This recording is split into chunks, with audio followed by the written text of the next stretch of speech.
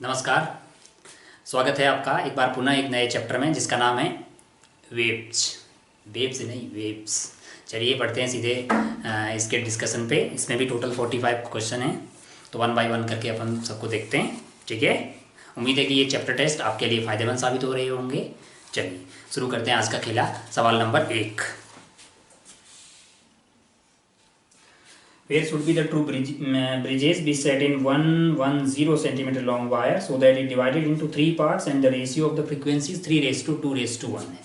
मतलब कुल मिला के बात ये है कि एक 110 सेंटीमीटर लंबा वायर है जिसमें ब्रिजेस को कहाँ कहाँ लगाया जाए कि ये 3 पार्ट्स में डिवाइड हो जाए और जिनकी फ्रीक्वेंसी 3:2:1 हो जाए, यानी फ्रीक्वेंसी का रेशियो दिया हुआ 3:2:1। तो यहाँ से फिक्स है, यहाँ पे फिक्स है। मान लो कि बीच में अपन ने 2 ब्रिज लगा दिए यहाँ पे कहीं पे, है ना। माना कि ये वाली लेंथ L1 है, ये वाली लेंथ L2 है और ये वाली लेंथ क्या है, L3 है। तो एक बात की गारंटी है कि L1 plus L2 plus L3 must be equal to total length, that is 110 centimetre. बहुत बढ़िया भाई साहब। अब अगर अपन ध्यान से देखें तो हमको फ्रीक्वेंसी का रेशियो दिया हुआ और अपन जानते हैं कि फ्रीक्वेंसी हो जाएगी n/2L√T/μ। अगर आप ध्यान से देखो तो फ्रीक्वेंसी जो है वो 1/L पे डिपेंड कर रही है। तो अगर मुझे इस वाले में माना कि फ्रीक्वेंसी f1 है, ये वाले में फ्रीक्वेंसी माना कि f2 है, ये वाले में माना कि फ्रीक्वेंसी f3 है, तो अगर आप ध्यान से देखो तो f1 is directly proportional to length L1 आ जाएगा, उसी तरह से f2 is directly proportional to length L2 आ जाएगा, उसी तरह से f3 जो होगा वो डायरेक्टली प्रोपोर्शनल टू 1/लेंथ L3 आ जाएगा। तो अगर मैं f1 raise to f2 raise to f3 का ये रेशियो निकालूंगा तो वो क्या आना चाहिए, 1/L1 raise to 1/L2 raise to 1/L3 आना चाहिए, जो कि कितना दिया हुआ सवाल में मुझे, जो कि दिया हुआ है 3:2:1। अगर मैं इसको उल्टा कर दूं तो L1 raise to L2 raise to L3 का ये रेशियो कितना होना चाहिए, 1/3 रेस टू 1/2 रेस टू 1। अब अगर मैं बोल दूं कि माना कि L3 जो है, L3 मेरे लिए x है, तो L2 की वैल्यू क्या हो जाएगी, x/2, है ना। और L1 की वैल्यू कितनी हो जाएगी, x/3। और अपने को क्या पता है कि L1 plus L2 plus L3 होना चाहिए 110, यानी कि x/3 plus x/2 plus x, इसका वैल्यू कितना होना चाहिए, 110। अब अगर अपन ध्यान से देखें तो इसका एलसीएम कितना आ जाएगा, 6 आ जाएगा। तो ये 2x plus 3x plus 6x must be equal to 110। तो इसको जोड़ दीजिए भाई, 6 और 5 हो गए 11 और 11x is equal to 110 into 6। तो ये कट गया है, तो ये आइटम 10 आ गया है। तो x की वैल्यू यहाँ से सॉल्व करके कितने आ गई है, 60 सेंटीमीटर। अगर आप ध्यान से देखें तो आपको ये पता है कि L1 L3 लेंथ जो है वो आपके पास x है। L3 कौन सी वाली लेंथ थी, ये थी। इसको सॉल्व करके कितना आया, 60। तो ये वाली लेंथ आ गई है 60 सेंटीमीटर। L2 क्या था, x/2 यानी 60/2। ये वाली लेंथ की कितना आ जाएगा, 30 सेंटीमीटर।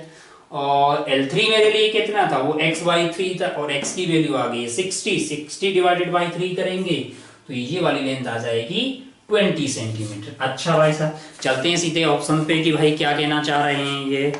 हाँ, ऑप्शन देगी 20 centimetre from one end and 60 centimetre from the other and. अच्छा, एक एंड से दूरी कितनी है, 60 है, दूसरे एंड से नहीं 20 और दूसरे एंड से कितनी है, 60। तो हमको लग रहा है पहला ही ऑप्शन ठीक है, बाकी वाले में 30 10 10 50 दिया हुआ है, तो आपको पहला ऑप्शन ए टिक करके इसमें आगे बढ़ना था। ठीक है, चलिए भाई साहब आगे बढ़ते हैं क्वेश्चन नंबर 2 पे।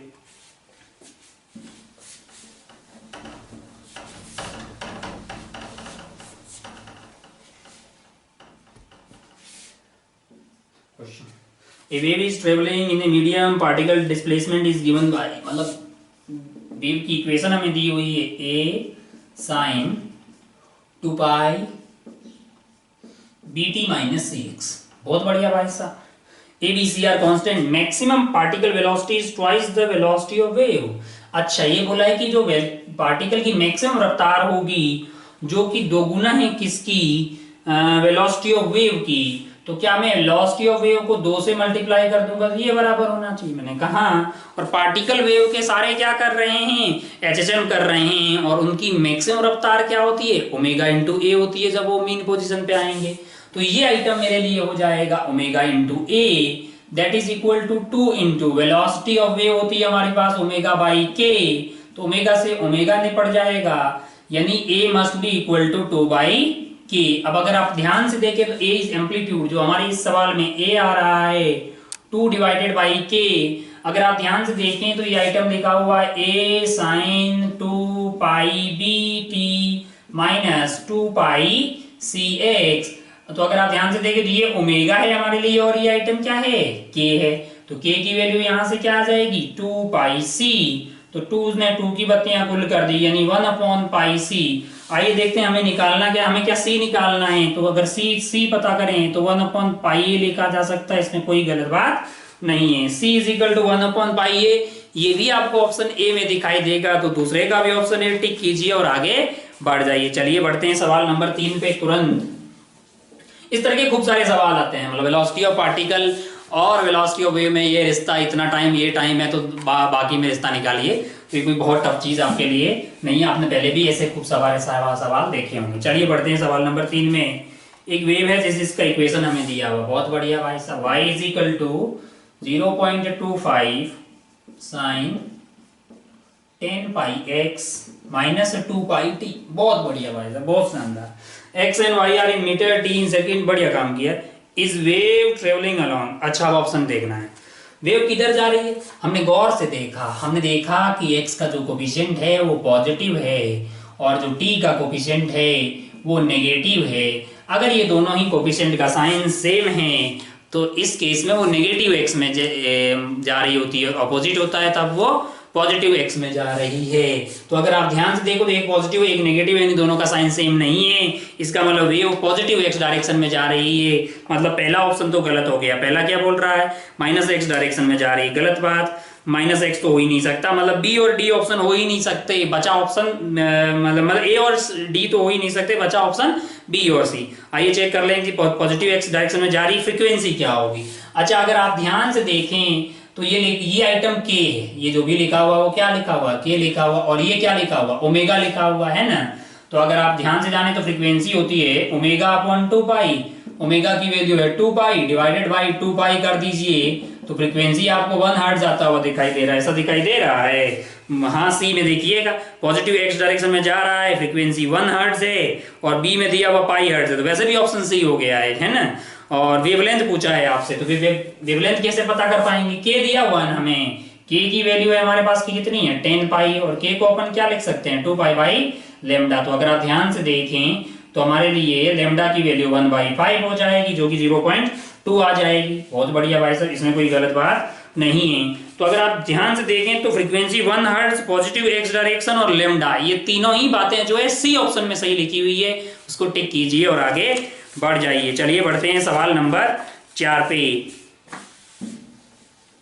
फोर्थ वाले में क्या हुआ है आइए देखें। Equation of a plane progressive wave y is equal to 0.9 sine 4 pi t minus x by 2। बहुत बढ़िया भाई साहब। When it is reflected from a rigid support, मतलब ये जाती है और एक रिजिड सपोर्ट से टकराती है, ठीक है। चलिए भाई साहब बहुत बढ़िया, बहुत शानदार। और उससे क्या हो रहा है कि ये लौट के वापस सेम मीडियम में आ जाएगी, तो हमें वो जो रिफ्लेक्टेड वेव है उसकी इक्वेशन निकालनी। कुछ इंफॉर्मेशन दी है कि जो रिफ्लेक्टेड वेव है उसका एम्पलीट्यूड जो है वो 2/3 है, किसका, इसका 0.9। तो अगर आप ध्यान से देखें तो ये आ गया अपना 0.3, यानी कि जो रिफ्लेक्टेड वेव है उसका एम्पलीट्यूड होना चाहिए 0.6। 0.6 देख के मेरे को अच्छा लगा कि भाई सी ऑप्शन तो कभी हो ही नहीं सकता, उसने 0.9 लिखा हुआ। फिर मैंने आगे जाके देखा कि अगर आप ध्यान से देखें तो इसका जो ओमेगा है वो 4 पाई है, तो जो रिफ्लेक्टेड वेव होगी उसका भी ओमेगा 4 पाई होना चाहिए, क्योंकि रिफ्लेक्शन या रिफ्रैक्शन से फ्रीक्वेंसी में कोई परिवर्तन होने वाला नहीं है, क्योंकि फ्रीक्वेंसी सोर्स पे डिपेंड करती है। तो मैंने और ध्यान से देखा तो मेरा सी ऑप्शन और डी ऑप्शन निपट गया है। क्यों निपट गया है? क्योंकि उसमें ओमेगा में परिवर्तन होता हुआ दिखाई दे रहा है। ओमेगा परिवर्तन मतलब फ्रीक्वेंसी चेंज हुई है, जो कि पॉसिबल नहीं है। तो अब अगर अपन ध्यान से देखें तो मेरे पास ऑप्शन बचे हैं ए और बी, और हमारी जो वेव है पहले वाली, इस वेव को अगर आप ध्यान से देखेंगे तो टी का कोफिशिएंट पॉजिटिव है, एक्स का कोफिशिएंट नेगेटिव है, यानी दोनों के साइन अपोजिट है। मतलब ये वाली जो है वो पॉजिटिव एक्स डायरेक्शन में जा रही है। इसका मतलब जो रिफ्लेक्टेड वाली होगी वो नेगेटिव एक्स डायरेक्शन में जाएगी, इसमें कोई दो राय नहीं। अब अगर आप ध्यान से देखें तो जो ऑप्शन ए में वेव दी गई है वो किधर जा रही है? क्या उसमें दोनों के साइन सेम है? यस। क्या ऑप्शन बी में दिया हुआ उसमें भी साइन सेम है? हाँ। तो क्या दोनों ही लेफ्ट में जा रही है? हाँ। बट हमारे यहाँ पे जो रिफ्लेक्शन है वो डेंसर मीडियम से हो रहा है, तो क्या पाई का फेज डिफरेंस आ जाना चाहिए? मैंने कहा अगर पाई का फेज डिफरेंस आना चाहिए तो फिर मतलब प्लस पाई कर दीजिए, तो साइन थीटा किसमें तब्दील हो जाएगा? मतलब pi plus theta is minus sine theta. तो ऐसा करेंगे तो आपको जो है minus 0.6 sine 4 pi t plus x by 2 आता हुआ दिखाई देगा, जो कि कौन से ऑप्शन में दिया गया है? जो कि आपको ऑप्शन बी में दिया गया है। और हम ये मान के चल रहे हैं कि ये जो भी वेव है वो ट्रांसवर्स वेव है ना, जो ये डेंसर मीडियम से टकराएगी तो उसमें पाई का फेज डिफरेंस आ जाएगा रिफ्लेक्टेड में। तो इस तरह से आपका ऑप्शन जो है वो बी जाता हुआ दिखाई देगा। चलिए बढ़ते हैं सवाल नंबर 5 पे।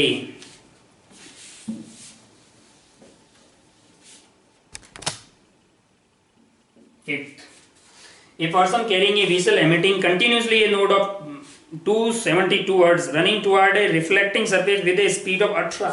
अच्छा भाई साहब, इधर एक सरफेस है, इधर भाई साहब एक सीटी बजाते हुए जा रहे हैं इधर की तरफ। बहुत बढ़िया। कितनी रफ्तार से जा रहे हैं? 18 किलोमीटर पर घंटा। तो 5/18 से मल्टीप्लाई कर दीजिए, 5 मीटर पर सेकंड की रफ्तार से ये भाई साहब इधर जा रहे हैं। और तो सीटी बजा रहे हैं, उसकी फ्रीक्वेंसी आपको सवाल में दी हुई है 272 हर्ट्ज है, उसकी फ्रीक्वेंसी 272 हर्ट्ज है। बहुत बढ़िया भाई साहब। अब अगर अपन ध्यान से देखें तो सवाल में दिया हुआ है वेलोसिटी ऑफ साउंड, जो कि है 345 मीटर पर सेकेंड, और आपसे बोला है कि भाई साहब को कितने बीट्स सुनाई देंगे। भाई साहब को कितने बीट्स सुनाई देंगे? तो भाई साहब को एक ये जो सीटी बजाएंगे, यहाँ मुंह से बजाएंगे तो कानों से सुनाई दे जाएगी। तो एक तो उसको जो फ्रीक्वेंसी सुनाई देगी वो होगी 272, तो कोई और फ्रीक्वेंसी भी सुनाई देगी? मैंने कहा हाँ। एक जो साउंड होगी वो यहाँ जाएगी, इससे टकराएगी, लौट के वापस इनके कानों तक आएगी, उसकी फ्रीक्वेंसी एफ डैश होगी। और ये एफ डैश और एफ दोनों सेम नहीं होगा, तो उन दोनों सेम नहीं होंगे तो उसको बीट्स प्राप्त होंगे। तो हमें वो जो है कितने बीट्स 1 सेकेंड प्राप्त हो रहा है, यानी बीट फ्रीक्वेंसी हमको पूछा गया है। चलिए जरा ध्यान से देखें कि भाई ये एफ डैश कितना होगा। एफ डैश कितना होगा उससे पहले हमें ये पता करना पड़ेगा कि भाई दीवार वाले रिफ्लेक्शन वाले सवाल कैसे सॉल्व करते थे। पहले दीवार को क्या मान लेते हैं? एक ऑब्जर्वर मान लेते हैं जो कि रुका हुआ है। तो देखो जो फ्रीक्वेंसी ऑब्जर्व की जाएगी दीवार के द्वारा वो कितनी हो जाएगी? जरा ध्यान से, 345 डिवाइडेड बाई 345। ये रुका हुआ ऑब्जर्वर है तो प्लस कुछ करने की जरूरत नहीं है। सोर्स 5 में आ रहा है, सोर्स 5 में आ रहा है तो यहाँ प्लस लेंगे, माइनस लेना है। इनटू क्या कर देंगे? सोर्स की फ्रीक्वेंसी कितनी है भाई साहब? 272। इतना जो है वो यहाँ पे दीवार को प्राप्त हो, यानी एक रुके हुए ऑब्जर्वर को यहाँ पे प्राप्त होगा। अब दोबारा दीवार कैसे बिहेव करने लगेगी? एक रुके हुए सोर्स की तरह बिहेव करने लगेगी। तो इसको क्या प्राप्त होगा? एफ डैश प्राप्त होगा। 345 डिवाइडेड बाई 345, ऑब्जर्वर क्या पास में जा रहा है? हाँ, तो क्या प्लस का 5 आ जाएगा? हाँ जी। और डिवाइडेड बाई क्या हमारा जो सोर्स है वो रुका हुआ है, हाँ, इनटू जो सोर्स की फ्रीक्वेंसी होगी वो इसको यहाँ पे यूज कर लेंगे। 345 डिवाइडेड बाई 345 माइनस 340 हो जाएगा, इनटू आपके पास 272 है। तो अगर आप ध्यान से देखें तो ये 345 से 345 कट गया है, यानी 350 डिवाइडेड बाई 340 इंटू 272, इतना हर्ट्ज इनको प्राप्त होगा। इतना हर्ट्ज आपको इसको रिफ्लेक्शन के बाद में सुनाई देगा। हमको ये नहीं पूछा है, हमको पूछा है कि बीट फ्रीक्वेंसी क्या होगी। तो हम समझदार हैं, हमने क्या किया? एफ डैश और माइनस एफ कर देंगे भाई साहब। तो अगर आप ध्यान से देखें तो 350 मतलब ये तो हो गया 35/40, तो 35/40 इंटू 272 में से आप क्या कर देंगे, 272 घटा दीजिए, इतना आपको क्या प्राप्त हो जाएगा, बीट फ्रीक्वेंसी प्राप्त हो जाएगा।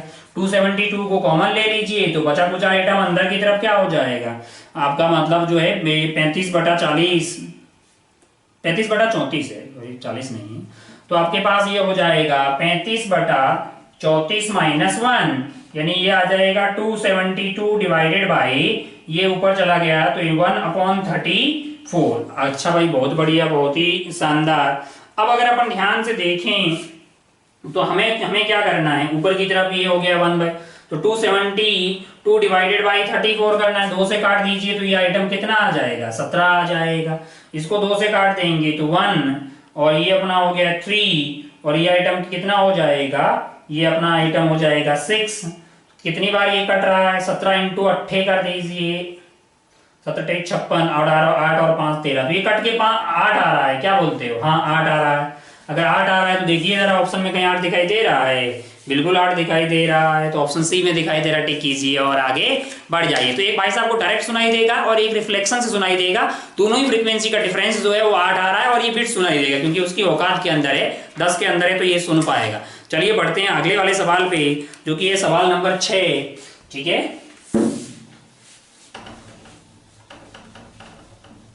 क्वेश्चन नंबर 6 देखिए जरा, closed organ pipe closed at one and, हमको पता है क्लोज मतलब बाय डिफॉल्ट एक एंड पे ही बंद होता है, is excited to support a third overtone, it is found that air in the pipe has, कितने नोड है, कितने एंटी नोड है, ये हमसे पूछा है, और इंफॉर्मेशन ये दी है कि क्लोज्ड ऑर्गन पाइप है, क्लोज्ड ऑर्गन पाइप है, लंबाई L मान लीजिए, और हमसे ये बोला है भाई कि closed organ pipe closed at one and excited support third overtone है, मतलब ओवरटर्न जो है वो थर्ड है। तो हार्मोनिक कौन सा होता है, हम जानते हैं कि जनरल जो F आता है इसमें वो आता है 2n + 1 divided by 4n into velocity of sum. अब अगर आप ध्यान से देखें तो आप क्या पा रहे हैं, बेसिकली ये जो है यहाँ पे जो n होगा वो आपका नंबर ऑफ ओवरटर्न होता है ना, नंबर ऑफ ओवरटर्न, तो ये बेसिकली कितना हो जाएगा 2 × 3, कौन सा थर्ड ओवरटर्न है ना जी, excited to third overtone, 2 × 3 +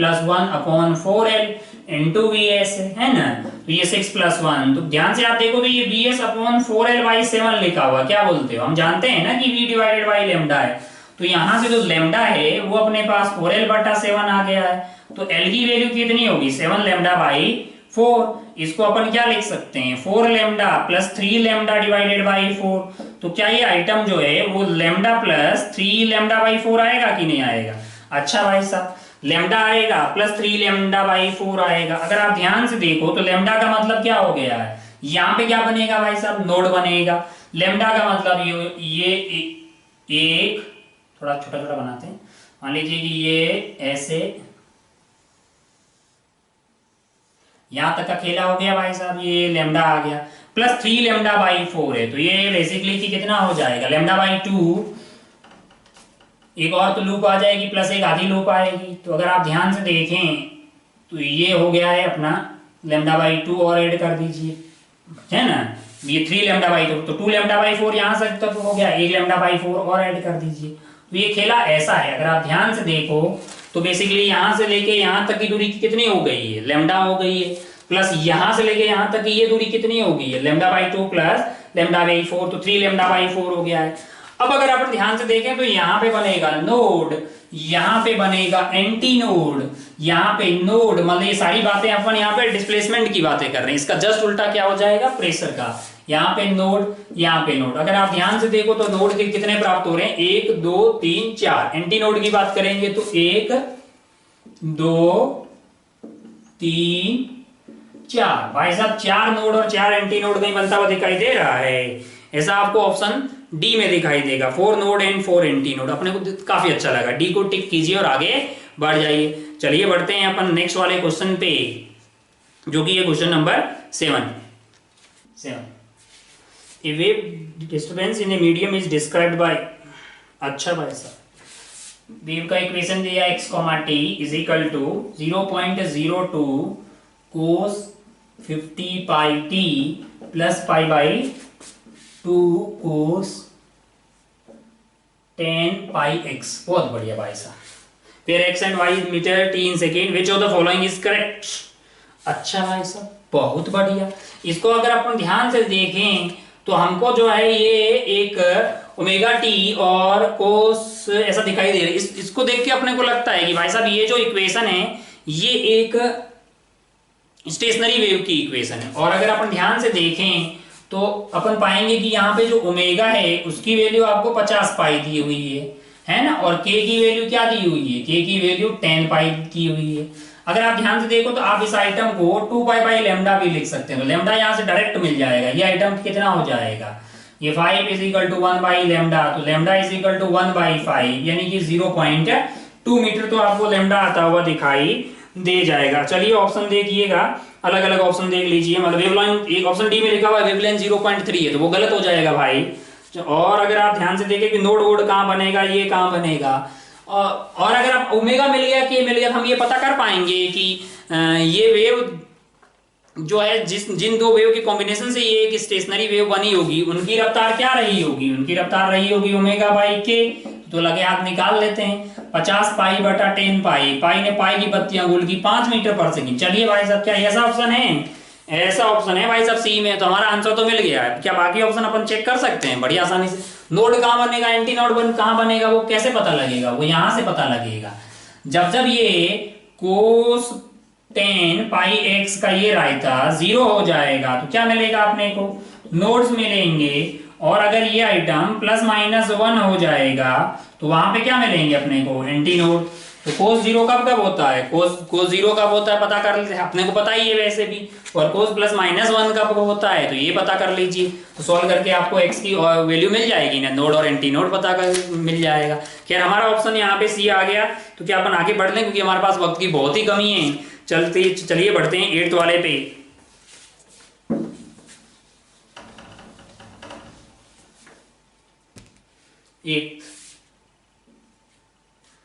in resonance column first and second resonance are obtained. पहली कहां मिल गई भाई साहब, L1 is equal to 22.7 centimetre. अच्छा भाई, दूसरी कहां पे मिली है, दूसरी L2 70.2 सेंटीमीटर। बोल रहा है थर्ड रेजोनेंस कहां मिलेगी, मैं देखना जरा ध्यान से। अगर तुम्हें याद हो कि रेजोनेंस ट्यूब में दो सक्सेसिव जो रेजोनेंस है उनके बीच की ये जो दूरी है ये लेमडा बाई 2 आती थी, याद है ना। तो अगर आप ध्यान से देखो तो क्या अपने को लेमडा बाई 2 की वैल्यू मिलेगी कि नहीं मिलेगी, लेमडा बाई 2 की वैल्यू मिल जाएगी। यहाँ से कितनी होगी, 70.2 में से 22.7 घटा दीजिए तो 12 में से अपने 7 चले गए 5 और 9 में से 2 चले गए 7 और यहाँ बचा था 6 में 2 47 पॉइंट, मतलब जो है ये इतना लेमडा बाई 2 है। तो हमको अगर L3 चाहिए होगा तो वो L2 प्लस लेमडा बाई 2 होना चाहिए कि नहीं होना चाहिए। तो 70.2 में ऐड कर दीजिए ये लेमडा बाई 2 यानी 47.5 है, तो ये 7 हो जाएगा, ये 7 हो गया, 7 और 7 11, तो 117.7 सेंटीमीटर पे अपने को तीसरा वाला रेजोनेंस मिलेगा। तो ये ध्यान रखने, मतलब ये तो सबको पता ही होता है कि दो सक्सेसिव जो रेजोनेंस मिलेगी लेंथ वो L2 माइनस L1 कितना हो जाएगा, लेमडा बाई 2। वैसे ही L3 माइनस L2 करेंगे तो भी लेमडा बाई 2 आना चाहिए। अब अगर पूछा जाए कि इससे अगले वाला कहाँ मिलेगा तो इसमें फिर से ऐड कर दीजिए भाई 47.2, क्योंकि लेमडा बाई 2 के ऐड करने के बाद में नेक्स्ट वाला अपने को रेजोनेंस की लेंथ मिलनी चाहिए। तो खैर हमारा आंसर यहाँ पे कितना हो जाएगा, 117.7 सेंटीमीटर, जो कि आपको ऑप्शन ए में दिखाई दे रहा है। टिक कीजिए और आगे बढ़िए। चलिए बढ़ते हैं सवाल नंबर 9 पे।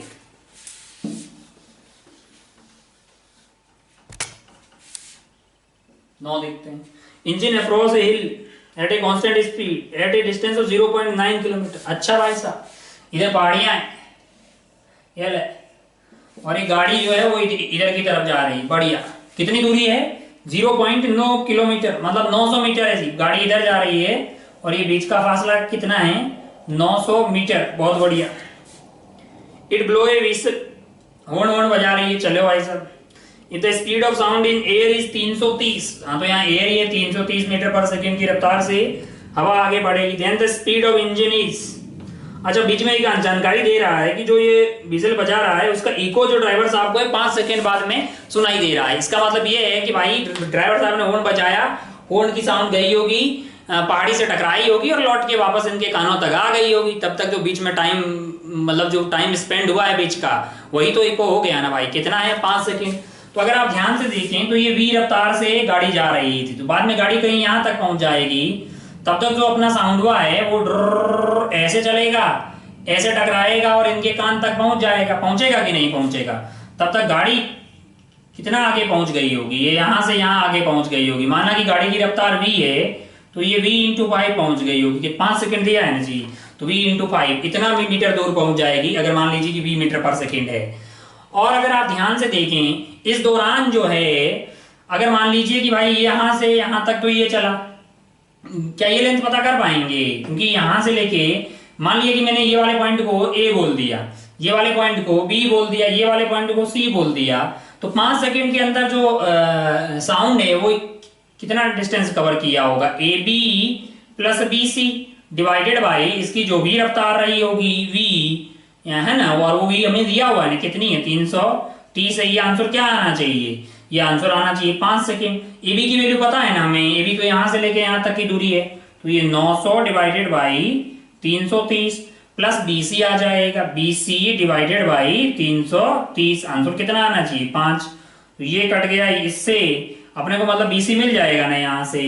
या फिर इसको ऐसा कर दीजिए, कैसा कर दीजिए, इसको एज इट इज रखिए, हमें किसकी तरह, एक बार बी सी मिल जाए ना तो क्या कर देंगे, मतलब जो पूरे 900 में से बीसी घटा देंगे तो बचा कुछ ही आइटम होगा। चलिए, तो अगर बीसी कैसे प्राप्त कर सकते हैं, यहाँ से 5 minus 900 divided by 330 is equal to क्या हो जाएगा, बीसी डिवाइड, अब में कोई क्रांति नहीं ला रहे हैं भाई, 4th क्लास वाला कैलकुलेशन कर रहे हैं, ठीक है। तो ये हो गया है BC 330 into 5 minus 900 divided by 330 से कट जाएगा, तो बीसी की वैल्यू यहाँ से कितनी आ जाएगी, 5 से मल्टीप्लाई कर दो, 0 5 दिया 15, आंसर 1 15 और 1 1650 माइनस 900 कर दीजिए, तो ये अपने पास आ गया है 750। क्या बोलते हो, हाँ ठीक ही तो किए हैं ना, 750 आ गया है।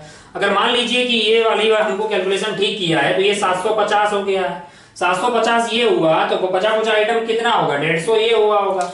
अच्छा भाई, तो ये 150 की वैल्यू किसके बराबर होना चाहिए, ये 150 must be equal to v into 5 है, तो v की वैल्यू क्या होगी यहाँ से 150 डिवाइडेड बाई 5। हमको लगता है कि जो गाड़ी है उसकी रफ्तार 30 मीटर पर सेकंड होना चाहिए, आपको भी यही लग रहा होगा। चलिए, कौन से ऑप्शन में ऐसा आता हुआ दिखाई दे रहा है, डी ऑप्शन में दिखाई दे रहा है। टिक कीजिए और आगे बढ़ जाइए। चलिए बढ़ते हैं सवाल नंबर 10 पे।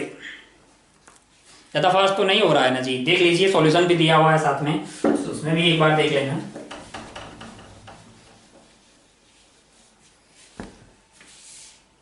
10th, two identical piano wires kept under the same tension T have a fundamental frequency of 600 Hz. The fractional increase in tension of the wires which will lead to occurrence of 6 beats per second when both of the wire, मतलब कितना जो है क्या कर लें, tension कितनी बढ़ा लें कि जिससे जो है मतलब 6 बीट्स मिल जाए। अच्छा भाई साहब, फ्रीक्वेंसी कितनी थी 600 हर्ट्ज थी, और बाद में फ्रीक्वेंसी में परिवर्तन जो आ रहा है यानी डेल्टा एफ है वो अपने को 6 दिखाई दे रहा है, और आपसे ये बोला गया है कि इसके लिए टेंशन में कितना परिवर्तन करें। तो अगर आप ध्यान से देखें तो अपन जानते हैं कि भाई साहब F is equal to piano wire है ना भाई साहब, तो n upon 2l under root of t by mu. तो अगर आप ध्यान से देखें तो ये n है, 2l है, म्यू है, ये सब तो कांस्टेंट है ना, तो f is directly proportional to k into particular जो है मान लो हार्मोनिक के लिए तो ये फिक्स ही होगा, तो t की पावर 1/2 आते हुए दिखाई दे रहा है। अब अगर आप दोनों साइड डिफरेंशिएट कर देंगे लॉग लेके तो ये आइटम क्या हो जाएगा, एरर वेरर पड़े हो तो बड़ी आसानी से लिख पाओगे, df बटा f is equal to 1/2 into delta T by T. अब अगर अपन ध्यान से देखें तो क्या df हमको 6 दिया हुआ है, बहुत बढ़िया, और f की वैल्यू क्या दी हुई है 600 दी हुई है, is equal to 1/2 delta T की हमें तलाश है ना, हाँ उसी की तो तलाश है, हाँ डेल्टा टी की हमें तलाश है। चलिए भाई साहब टी कितना दिया हुआ है,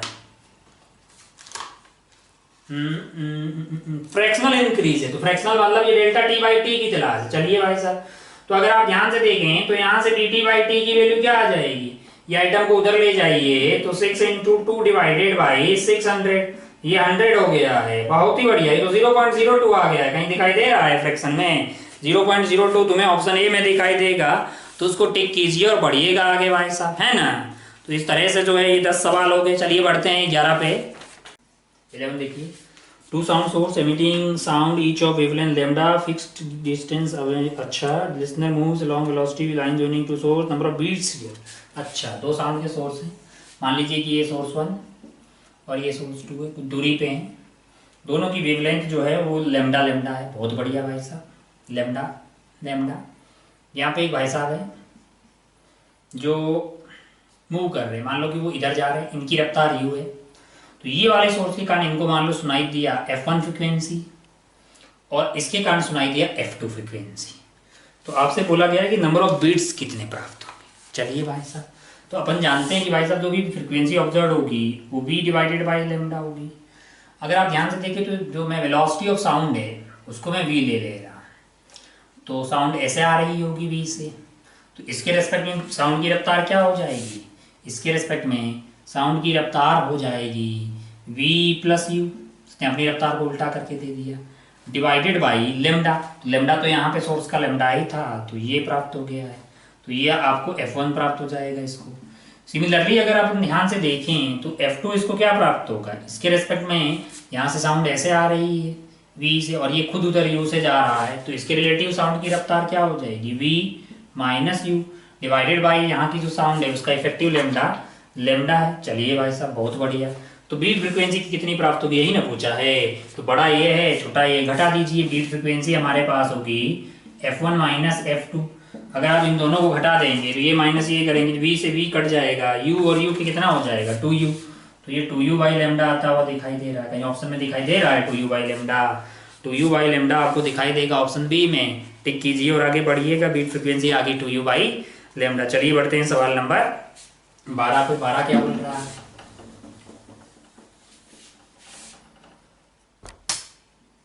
12 में an observer moves toward a stationary source of sound with velocity 1/5 of the velocity of sound. अच्छा भाई साहब, मान लीजिए कि यहाँ एक साउंड का सोर्स है, डीजे बज रहा है, एक भाई साहब हैं जो इधर जा रहे हैं, इनकी रफ्तार कितनी है, मान लीजिए कि वेलोसिटी ऑफ साउंड जो है v है, तो इनकी रफ्तार जो है वेलोसिटी ऑफ जो ऑब्जर्वर है वो v/5 है, ऐसा सवाल में दिया हुआ है। अच्छा, what is the percentage increase in the apparent frequency, माना कि ये जो डीजे बज रहा है इसकी फ्रीक्वेंसी f है और भाई साहब को प्राप्त हो रही है f डैश, तो आपको बताना है कि परसेंटेज इंक्रीज कितना हुआ है। तो पहले अपन f डैश प्राप्त कर लेते हैं, वेलोसिटी ऑफ साउंड v लिए हैं और ऑब्जर्वर जो है पास में जा रहा है तो प्लस v/5 कर दीजिए, और आपका जो सोर्स है वो रुका हुआ है इनटू आपके पास जो इसकी फ्रीक्वेंसी है f है।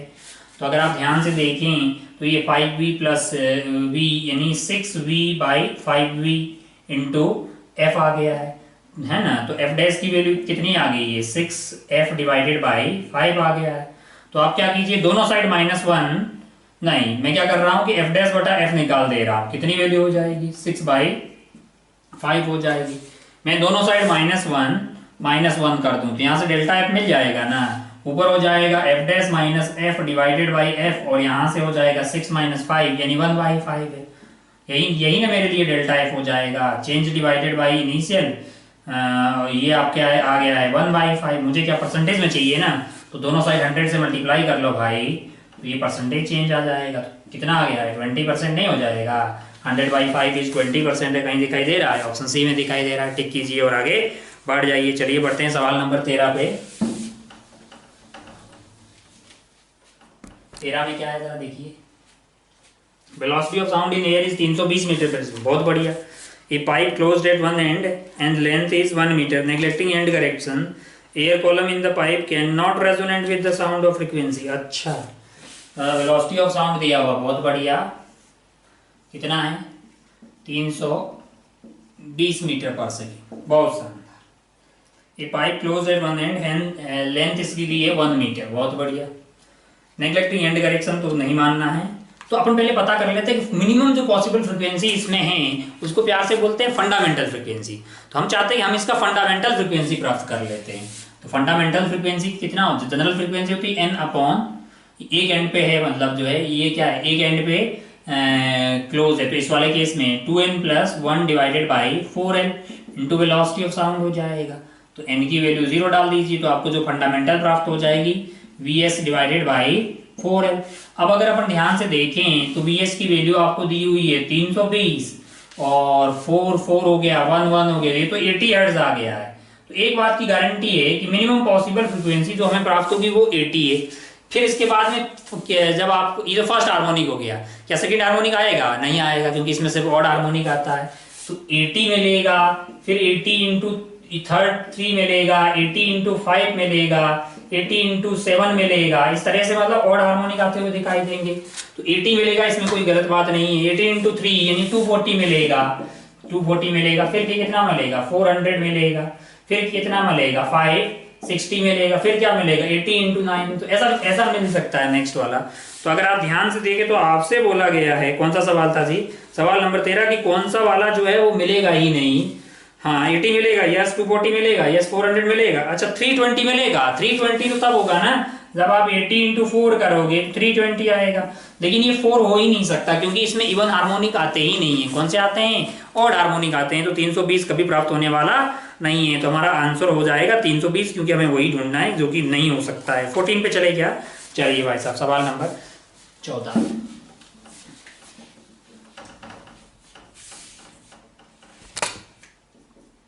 14. A driver of car traveling with a speed of 30 metre पर second toward a hill, horn बजा रहा है, फ्रीक्वेंसी इतनी है। If the velocity of sound in air is this, frequency reflected sound heard by the driver। तो यहाँ पे पहाड़ियाँ हैं भाई साहब, ऐसी भाई साहब जो है पहाड़ियों की तरफ जा रहे हैं, ठीक है। कितनी रफ्तार है इनकी? 30 मीटर पर सेकेंड की रफ्तार से जा रहे हैं। बहुत बढ़िया भाई साहब। और हॉर्न बजाते हुए जा रहे हैं। हॉर्न की फ्रीक्वेंसी है 600 हर्ट्ज और साउंड की रफ्तार आपको 330 मीटर पर सेकेंड दी है। आपको ये बोला है कि frequency of reflected sound as heard by the driver. तो मतलब जो है अपन जानते हैं कि भाई साहब रिफ्लेक्शन वाले सवालों में पहले अपन दीवार को यानी इसको मान लेते हैं ऑब्जर्वर, रुका हुआ। फिर ये जो ऑब्जर्व करेगा उसी को एक रुका हुआ सोर्स मान के एमिट करवा दीजिए, और ये जो प्राप्त करेगा वही इसको रिफ्लेक्शन के बाद में जो भी साउंड मिलेगी उसकी फ्रीक्वेंसी होगी। तो फ्रीक्वेंसी ऑब्जर्व यहाँ पे कितनी हो जाएगी? 330 डिवाइडेड बाई 330 है ना, इंटू अपना क्या आ जाएगा, इंटू इसकी फ्रीक्वेंसी 600 है। अब देखो जरा, ऑब्जर्वर आपका रुका हुआ है और सोर्स आपका कैसा है? सोर्स आपका पास में आ रहा है, तो यहाँ -30 कर दीजिए। तो ये हो गया 330 डिवाइडेड बाई 300 इंटू 600, यानी ये 2 से कट गया है भाई। हाँ तो आपको जो फ्रीक्वेंसी प्राप्त होगी वो 660 इतना हर्ट्ज यहाँ मतलब जो यहाँ पे रुके हुए ऑब्जर्वर को मिलेगी। हमें ये नहीं पूछा, हमें पूछा है कि ये जो ड्राइवर साहब होंगे, ड्राइवर साहब को मतलब जो है रिफ्लेक्शन के बाद में क्या मिलेगा। तो ड्राइवर साहब को रिफ्लेक्शन के बाद में ड्राइवर साहब अब निकाल दीजिए frequency observed bye driver after reflection. तो अगर आप ध्यान से देखें तो आप 330 डिवाइडेड बाई 330, ये हम लगा क्या रहे हैं? डॉपलर इफेक्ट लगा रहे हैं बार बार, कोई बहुत तगड़ी चीज है नहीं भाई। अब जो हमारा जो ऑब्जर्वर है वो पास में जा रहा है ना, तो +30 लें कि -30? +30 ले लेंगे। हमारा सोर्स इस वाले केस में क्या है? रुका हुआ है, और सोर्स की फ्रीक्वेंसी क्या हो जाएगी? 660 है। तो ये कार्यक्रम हो गया है आपका 360 डिवाइडेड बाई 330 इंटू 660। मिनटे से मिनटा उड़ा दीजिए, और ये 3 बार जाएगा, ये 6 बार जाएगा, और ये अपना चला गया है 12 है ना, 12 छक्के 72, तो ये 720 हर्ट्ज हो जाएगा। क्या बोलते हो, है ना जी? तो इनको आफ्टर रिफ्लेक्शन सुनाई देगा 720, है कहीं ऑप्शन में? बी है। अच्छा इसमें ये पूछा था क्या बीट्स सुनाई देगा? 720 इसको यहां से सुनाई देगा, 600 यहां से सुनाई देगा। बीट फ्रीक्वेंसी जो है 720 - 600 120 आएगी, जो कि इसके बस की बात नहीं है। मतलब ये पता नहीं कर पाएगा बीट्स की, क्योंकि नॉर्मल ह्यूमन ईयर में बीट फ्रीक्वेंसी जो है वो 10 या 10 से कम होना चाहिए। चलिए भाई साहब 15 पे चलते हैं, इस पे बहुत ज्ञान हो गया है ना।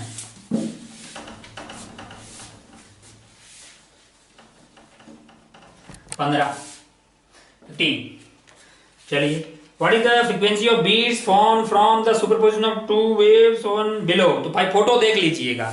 अगर आप ध्यान से देखें 2 फोटो दिए हुए हैं, और हमको तो लगता है कि एक टाइम पीरियड के अंदर कितने साइकिल्स आ रहे हैं वो आपको फोटो में दिए हुए हैं। तो आप भाई ऐसे गिन लीजिए एक साइकिल कहां से कहां पूरा होता है। मान लीजिए कि भाई आप देखेंगे यहां से, तो ये यहाँ पे आते हुए एक साइकिल आ रहा है, तो ऐसे आप ऊपर वाले में गिन लीजिए ना। अगर आप गिनेंगे ना तो आपको शायद 1 2 3 4 5 6 7 8 7 आता हुआ दिखाई दे रहा है। इसका मतलब जो सोर्स 1 है ना उसकी फ्रीक्वेंसी कितनी है? अरे 1 सेकेंड में एक टाइम पीरियड मतलब 8 साइकिल आ रहा है। तो इसका मतलब क्या है? इसका मतलब इसकी जो फ्रीक्वेंसी है वो 8 हर्ट्ज है। और नीचे वाला जो दूसरा फोटो दिया गया है उसमें ऐसे ही अगर आप साइकिल गिनेंगे तो आपको 1 2 3 4 और 5 आता हुआ दिखाई दे रहा होगा आपको भी। अब सवाल जो है वो देख लीजिए। अगर आपके पास सवाल नहीं है तो आप सवाल जो है लिंक नीचे दिया गया है डिस्क्रिप्शन में, वहां से मतलब पेपर डाउनलोड कर दीजिए और उसमें सवाल देख लीजिएगा। मैं यहाँ सवाल पूरा बना नहीं रहा हूँ ताकि थोड़ा कार्यक्रम फास्ट हो जाए। अच्छा, आपको फिर क्या ऊपर वाले में आप ध्यान से गिनो कि कितना आ रहा है। 1 2 3 4 5 6 7 ही आ रहा है, 8 नहीं है भाई, 7 है। तो अगर आप ध्यान से देखें तो इस ऊपर वाले का 7 आ रहा है, नीचे वाले का 5 आ रहा है। हमसे क्या पूछा है? हमसे पूछा है कि बीट फ्रीक्वेंसी क्या होगी। तो ये तो बहुत ही आसान है जी। मतलब जो है 2 सोर्स से बीट फ्रीक्वेंसी कितनी हो जाएगी? 7 - 5 2 हर्ट्ज हो जाएगी। इसमें कोई गलत बात नहीं है। तो ये कौन से ऑप्शन में आता हुआ दिखाई दे रहा है? डी में दिखाई दे रहा है। टिक कीजिए और आगे बढ़ जाइए। चलिए, एक आसान सवाल था, फोटो से आपको जो है फ्रीक्वेंसी पता करनी थी, है ना। ये था 15। बढ़ते हैं 16 पे। 16 देखिए, what is the effect of increase in the temperature of frequency of sound produce by organ pipe. अच्छा, फ्रीक्वेंसी को क्या फर्क पड़ेगा अगर हम टेम्परेचर बढ़ा दें? तो हम जानते हैं कि भाई एफ होता है वी बाई लेमडा, और वेलोसिटी ऑफ साउंड जो होती है वो होती है √, गामा आर टी बटा एम है। तो अगर आप टेम्परेचर बढ़ाएंगे तो गामा आर बटा एम में मतलब कोई फर्क पड़ने वाला नहीं है। तो वेलोसिटी ऑफ साउंड जो है वो डायरेक्टली प्रोपोर्शनल टू √T आ रहा है कि नहीं आ रहा है? आ रहा है। और ये जो एफ है वो वी के डायरेक्टली प्रोपोर्शनल, ओवरऑल जो एफ है वो डायरेक्टली प्रोपोर्शनल टू √T आ रहा है ना। तो आप टेम्परेचर को इंक्रीज कर देंगे तो फ्रीक्वेंसी भी इंक्रीज होना चाहिए। हाँ जी, तो ऐसा आपको ऑप्शन ए में दिखाई दे रहा है। टिक कीजिए और आगे बढ़ जाइए। 17 पे चलते हैं भाई। Cylindrical tube open at both the end has a fundamental frequency F in air. बहुत बढ़िया। एयर में इसकी फ्रीक्वेंसी कितनी है? एफ है। सिलेंड्रिकल ट्यूब है, open at both the end, मतलब ऐसा ट्यूब मान लीजिए, दोनों साइड से लंबाई एल मान लीजिए।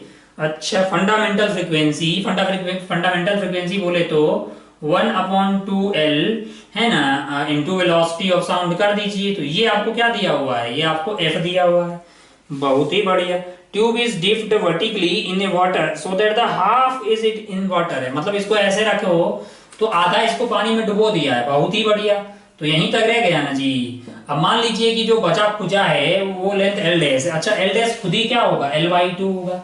अच्छा भाई साहब, तो ये फिर से एक ऑर्गन पाइप बनेगा, मतलब ये ओपन ऑर्गन पाइप है और ये क्लोज ऑर्गन पाइप हो गया है। अच्छा, इस फिर आपसे क्या पूछा है कि जो नया वाला आइटम बना है उसकी फंडामेंटल फ्रीक्वेंसी क्या होगी? तो नया वाला जो है क्लोज ऑर्गन पाइप है ना, उसका फंडामेंटल फ्रीक्वेंसी हमको पता होता है।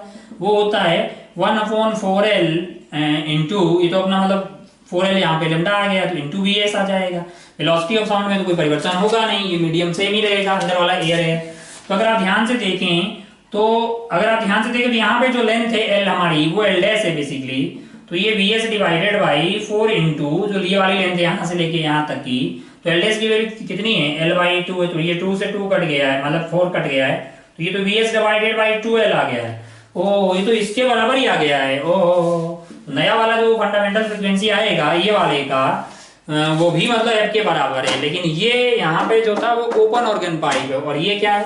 क्लोज ऑर्गन पाइप है। यहाँ पे लंबाई की कितनी थी? वो एल थी। यहाँ पे लंबाई क्या होगी उसकी? L/2 है। यहाँ दोनों ही केस में अपन एंड करेक्शन मान के चल नहीं रहे हैं, जब तक मतलब जो एंड करेक्शन नहीं लेना है तब तक की, जब तक उसके बारे में इंफॉर्मेशन कुछ दी नहीं गई हो। कैसे पता लगेगा हमें सवाल में लेना है कि नहीं है ना? या तो सवाल में दिया होगा एंड करेक्शन, या रेडियस या डायमीटर के बारे में कुछ बातें की होगी, अन्यथा हम पता नहीं कर पाएंगे ना। चलिए, ये था सवाल नंबर 17। बढ़ते हैं सवाल नंबर 18 पे। बहुत बढ़िया भाई साहब, एक इक्वेशन दी है, ई की पावर में कुछ रहता है। हम डरने वाले लोगों में से हैं नहीं, ये सब इस तरह की चीजें हम पहले भी कई बार कर चुके हैं। देखिए जरा ध्यान से। ओ इक्वेशन है ट्रांसवर्स वेव की, x, t is equal to e की power minus of ax² bt² to √ABXT। बहुत बढ़िया। अब आपको बोल रहा है वेव किधर जा रही है, ये किधर जा रही है, ये किधर से। कुछ लोग इमोशनल हो जाएंगे कि यार मतलब पढ़ाया तो साइन वाइन का था और ये सब क्या मतलब पूछा जा रहा है, ये सब हम बता नहीं पाएंगे क्योंकि तो ई की पावर में ये सब बोला है। तो भाई ऐसा कोई कसम नहीं खाया है कि साइन की इक्वेशन ही आएगी, मतलब वेव होगा तो साइन में ही होगा। वेव कैसा बनेगा वो इस बात पे डिपेंड करता है कि सोर्स क्या कर रहा है। अगर सोर्स सिंपल हार्मोनिक मोशन करता है तब जो वेव बनती है वो साइन या कोस की टर्म में अपने को दिखाई देती है, जिसको अपन सिंपल हार्मोनिक वेव बोलते हैं। बाकी वेव में मार्केट में बहुत सारी तरह की हो सकती है। मतलब हर वो फंक्शन जो फंक्शन समझ में आता है ना, x ± vt को रिप्रेजेंट कर रहा होता है, वो एक वेव को रिप्रेजेंट कर रहा होता है। या फिर बढ़िया जो तरीका है वो ये चेक कर लो कि ड्यू टू मतलब partial differentiation d t square v square d square y d x square. हर वो फंक्शन जो इस पार्शियल डिफरेंशियल फॉर्म को सेटिस्फाई कर रहा होता है वो एक वेव को रिप्रेजेंट कर रहा होता है। चलिए, तो क्या ये भी एक वेव है? तो हम आओ चेक करते हैं क्या वो इस फॉर्मेट में है कि नहीं है। अगर आप ध्यान से देखो तो ये जो ऊपर वाला रायता लिखा हुआ है, क्या मैं इसको e की पावर, ये देखो रूट ए एक्स का whole square root b into T का whole square plus twice of root a root b, और आपका जो x था यानी कि यहां से अगर आप ध्यान से देखें तो आपके पास क्या आता है, a इंटू बी या तो x इंटू टी। हमको तो ऐसा लग रहा है कि ये जो कार्यक्रम लिखा हुआ है ना ऊपर, वो root of a into X plus root of b into T का होल स्क्वायर लिखा हुआ है। क्या बोलते हो? अगर आप ध्यान से देखो तो इसको स्क्वायर करेंगे तो ये ए एक्स स्क्वायर हो जाएगा, ये बी टी स्क्वायर हो जाएगा, फिर 2 इंटू ये है ना, तो ये आ गया है, तो आता हुआ दिखाई दे रहा है ना। अब आप ध्यान से देखो तो ये पूरा फंक्शन ऑफ मतलब जो है x प्लस बी टी की फॉर्मेट में लाना है तो रूट ए को बाहर ले आइए। अगर आप रूट ए को बाहर लाएंगे स्क्वायर होगा तो a आ जाएगा, तो a को यहां ले आइए तो ये आइटम बन जाएगा x और ये हो जाएगा root B by A T का स्क्वायर है। अब आप ध्यान से देखो ये e की power minus A X plus B T के फॉर्मेट में आ रहा है कि नहीं आ रहा है? आ रहा है भाई साहब। अच्छा भाई, बहुत बढ़िया, बहुत शानदार। तो x प्लस बी टी या x माइनस बी टी इस तरह के फॉर्मेट में आ जाए तो एक वेव को रिप्रेजेंट करते हैं ना, तो इसका मतलब ये जो समीकरण आपको दिया है, ये जो इक्वेशन दी हुई है, ये एक वेव को रिप्रेजेंट कर रहा है। इसकी रफ्तार क्या होगी कंपेयर कर दीजिए यहाँ से, v is equal to under root of b by a इसकी रफ्तार होगी। लोग बोलेंगे साहब ये वेव जा किधर रही है? अगर आप ध्यान से देखो तो x का जो कोफिशिएंट है वो भी पॉजिटिव है और जो t का कोफिशिएंट है वो भी पॉजिटिव। अगर दोनों के साइन सेम हो और ये x का फंक्शन दिया हो तो ये माइनस x में जा रहा है रे लाला, और अगर एक पॉजिटिव एक नेगेटिव रहेगा तो वो पॉजिटिव x में जा रहा है। ये पर्टिकुलर जो वेव है वो नेगेटिव x एक्सिस में जा रही है ना, क्योंकि दोनों के साइन जो है सेम है। और कितनी रफ्तार से जा रही है? v is equal to under root of b by a. तो ऐसा कहीं मतलब आओ देखते हैं ऑप्शन में क्या रायता फैलाया हुआ है। वेव इज मूविंग, हाँ तो ऑप्शन ए में ही देख लीजिए, wave is moving in negative x axis और रफ्तार होगी under root of b by a, तो ऑप्शन ए जो है वो सही होगा। तो ठीक है, वाले इस तरह की चीजें अगर आपने पहले नहीं पढ़ी तो आप समझ लीजिएगा, हालांकि आपने पहले भी ऐसे सवाल सॉल्व किए होंगे, है ना। दुनिया का हर एक वो फंक्शन जो इस इक्वेशन को सेटिस्फाई कर रहा होगा वो वेव को रिप्रेजेंट कर रहा होगा। आप चेक कर लीजिए, ये जो रायता होगा वो इसको सेटिस्फाई कर रहा होगा, है ना। चलिए बढ़ते हैं आगे। ये था सवाल नंबर 19। 20 पे चलते हैं तुरंत।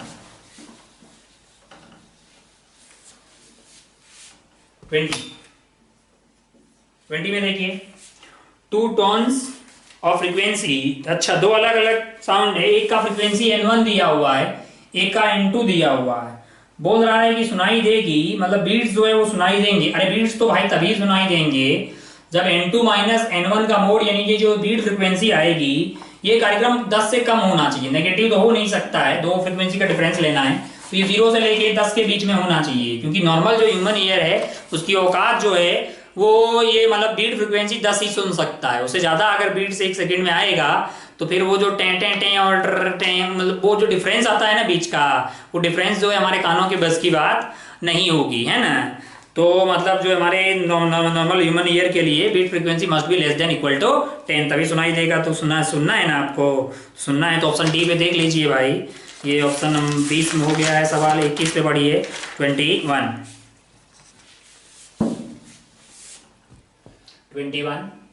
क्या बोल रहा है?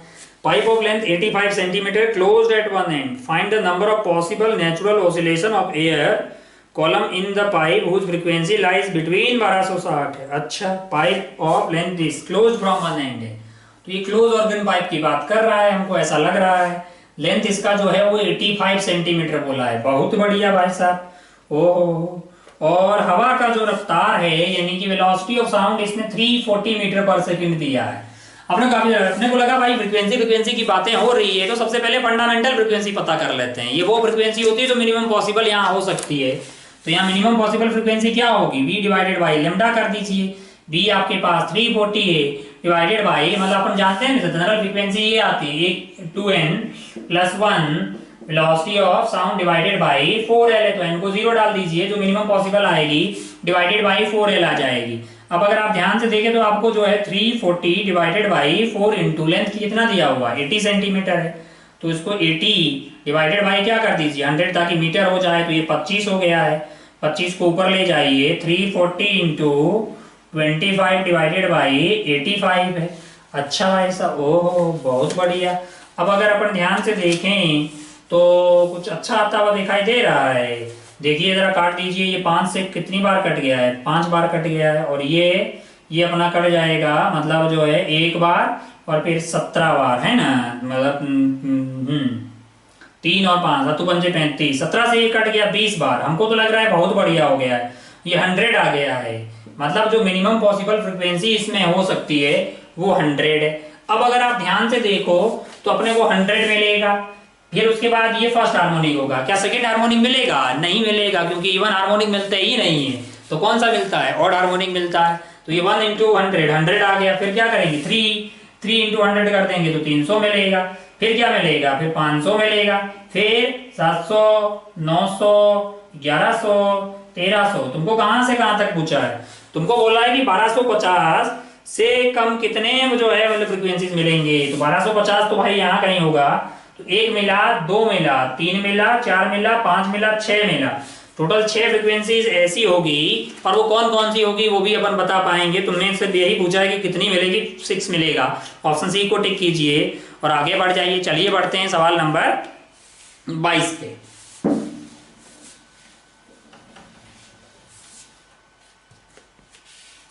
देखिए 22 में क्या है, vehicle with horn of frequency n is moving with velocity 30 metre per in the direction perpendicular to straight line joining the observer vehicle है।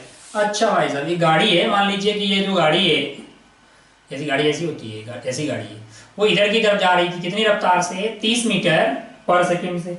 भाई साहब जो खड़े हुए हैं, लेकिन वो मतलब इस तरह से खड़े हुए हैं कि इसकी रफ्तार इसके परपेंडिकुलर। अच्छा भाई, ओहो बहुत बढ़िया। और क्या इन्फॉर्मेशन दी है? गायब हो गई। ठीक है, और इनकी जो फ्रिक्वेंसी है वो एन दी हुई, बहुत बढ़िया। बोल रहे हैं कि वेलोसिटी ऑफ साउंड जो है वो 330 मीटर पर सेकंड है। बहुत शानदार। इनको जो फ्रिक्वेंसी प्राप्त हो रही है एफ डैश वो n+n1 है। ठीक है, आपको बोला है कि n1 की वैल्यू क्या होगी। अब अगर अपन ध्यान से देखें तो हम जानते हैं कि यहाँ पे जो ऑब्जर्वर और जो सोर्स है उन दोनों की जो रफ्तार है, यानी कि वो लाइन जॉइनिंग के अलॉन्ग नहीं है, तो हमें कंपोनेंट ले लेने चाहिए। तो हम जानते हैं कि जो फ्रीक्वेंसी ऑब्जर्व होती है वो v यानी velocity of sound plus minus velocity of object, velocity of sound plus minus plus या प्लस माइनस जो भी हो, velocity of source into frequency of source हो गया। तो ये vo एंड vs है, ये लाइन जॉइनिंग के अलॉन्ग वेलोसिटी ऑफ ऑब्जर्वर और वेलोसिटी ऑफ सोर्स होता है। तो वेलोसिटी ऑफ ऑब्जर्वर तो 0 है और वेलोसिटी ऑफ सोर्स जो है वो लाइन जॉइनिंग के अलॉन्ग क्या होगी, 30 cos 90। तो इधर की तरफ कंपोनेंट 0 आएगा ना। तो अगर आप ध्यान से देखो तो FO जो होगा वो 330, यानी V तो 330 ही दिया हुआ है, डिवाइडेड बाई 330, और ये आइटम का कंपोनेंट 0 आ गया, ये भी 0 है। इनटू अगर आप n कर देंगे तो जो फ्रीक्वेंसी ऑब्जर्व होगी आपको n ही मिलेगी, है ना, n ही मिलेगी। अगर n ही मिलेगी तो ये n हो गया, प्लस n1 क्या हुआ, कुछ नहीं हुआ तो 0 हो जाएगा ना भाई, n1 की वैल्यू 0 हो जाएगी।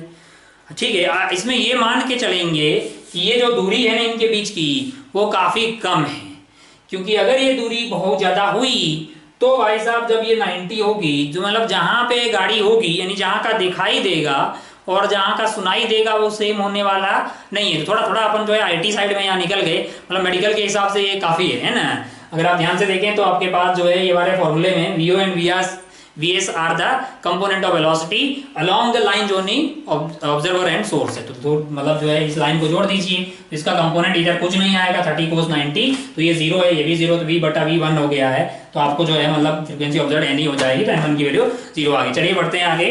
ये था सवाल नंबर कौन सा सवाल, 22 था। 23 पे चलते हैं। 23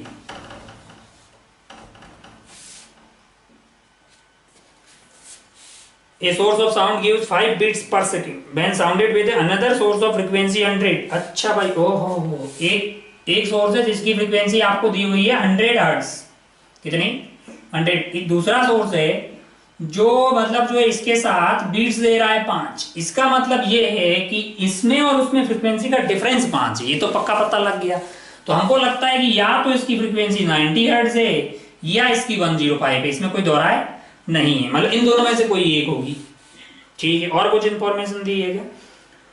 the second harmonic of the source together with A source of frequency 205। एक और सोर्स है जिसकी फ्रीक्वेंसी 205 है, लेकिन अगर इनकी सेकंड हार्मोनिक यानी ये फर्स्ट हार्मोनिक सेकंड हार्मोनिक लेंगे, अगर मान लो कि ये है तो इस वाले केस में सेकंड हार्मोनिक क्या होगा, इंटू 2 कर दीजिए, इसमें भी 2 कर दीजिए, तो ये तो आपके पास हो गया 210 और ये वाला कितना हो जाएगा 5 2 10 और 190 हर्ट्ज है।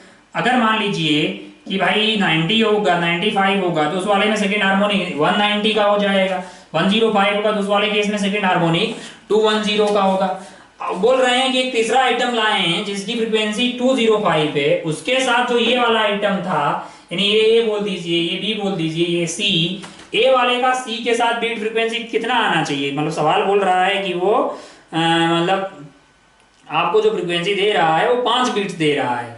अब अगर अपन ध्यान से देखें, मान ला कि 190 वाला कंसीडर कर, 190 वाला करेगा तो क्या 5 देगा, नहीं देगा। 205 और 190 का डिफरेंस लेंगे तो ये तो 15 हो जाएगा, तो अपने को 5 चाहिए, क्या 110 वाला दे पाएगा, हाँ मतलब 210 वाला, हाँ 210 माइनस 205 करेंगे तो 5 बीट्स मिलते हुए दिखाई देंगे। तो अगर सेकंड हार्मोनिक 210 है, इसका मतलब फर्स्ट हार्मोनिक 105 होना चाहिए, इसका मतलब जो ए वाला आइटम है वो 95 का नहीं है 105 का है। 105 ऑप्शन में कहीं दिखाई दे रहा है। सवाल कौन सा था, सवाल था 23, ऑप्शन सी में जाके देखिएगा भाई 105 दिखाई दे रहा है तो ऑप्शन सी हो जाएगा। तो इस तरह के सवाल खूब सारे आपने किए होंगे।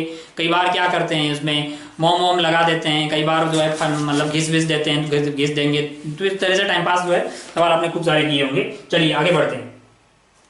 ये हो गया है 23, 24 देखते हैं।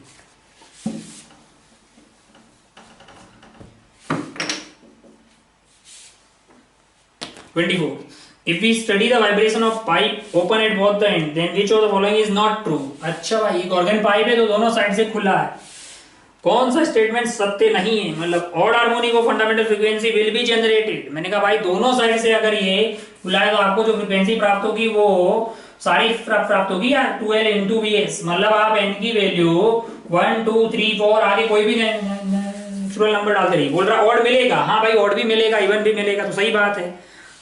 हमें पूछा है कि कौन सा गलत है, अच्छा ये तो सही सत्य है, बी मिलेगा all harmonic of fundamental frequency will be generated. मैंने कहा pressure change will be maximum at both the end.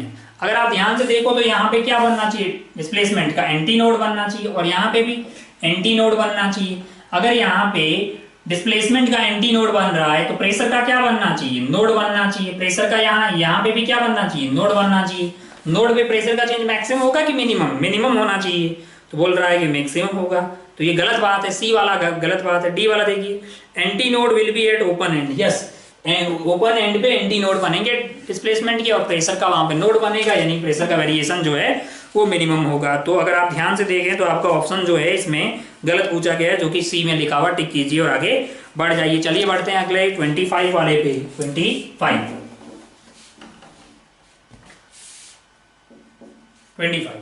41 focus अच्छा are arranged so that each produce 5 beats per second when sounded with near foot। बहुत ही बढ़िया भाई, इस तरह के सवाल जो है ना मतलब आते रहते हैं नीट में, तो आप ध्यान से देख लीजिए।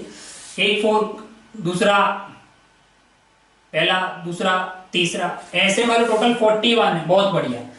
और हर एक जो है सक्सेसिव जो है वो बीट 5 बीट फ्रीक्वेंसी, तो ये एफ होगा तो ये कितना हो जाएगा f+5, घटा दीजिए मतलब बढ़ रहा है तो 5 आना चाहिए। इसका कितना होना चाहिए, मतलब f+2 into 5 कर दीजिए ताकि, और इसी तरह से फोर्थ वाले में क्या हो जाएगा f+3 into 5। उसी तरह से जो लास्ट वाला होगा उसमें f+40 into 5 आ जाएगा ना। अच्छा भाई बहुत बढ़िया। अब आपको जो इन्फॉर्मेशन दी है कि लास्ट वाले की जो फ्रीक्वेंसी है वो double the frequency of first है। अच्छा भाई साहब, इस बार साफ साफ लिखा है कि इसकी डबल है। कई बार है ना वो स्टाइल मार के बोलता है कि ऑक्टेव है, डरने का नहीं, ऑक्टेव अप। ऑक्टेव अप का मतलब ये जो फ्रीक्वेंसी है वो इसका डबल है, और कई बार ऑक्टेव डाउन लिखा हो तो उसका मतलब फ्रीक्वेंसी हाफ है। तो इस तरह की मतलब जो है साउंड इंजीनियरिंग की टर्म यूज की जाती है, ऑक्टेव, डरने की कोई जरूरत नहीं। इस बार साफ साफ लिखा है कि ये जो फ्रीक्वेंसी है वो इसकी डबल है। तो बहुत बढ़िया भाई साहब, कोई भी कर लेगा, मतलब अगर डबल है तो इसको 2 से मल्टीप्लाई करो, इक्वल हो जाएगी। f+40 into 5 है तो 2f = f+200। ओहो, तो f को इधर ले आइए तो f की वैल्यू 200 आ गई, बहुत बढ़िया। तो पूछा क्या है सवाल में, आपसे पूछा है कि पहला और लास्ट वाले फोर्क का फ्रीक्वेंसी क्या होगा। तो अगर ये 200 होगी तो लाला ये होगी 200 प्लस 200 400। बहुत बढ़िया। तो 200 और 400 कहीं दिखाई दे रहा है? ऑप्शन ए में दिखाई दे रहा है। टिक कीजिए और आगे बढ़ जाइए। 26 पे चलते हैं।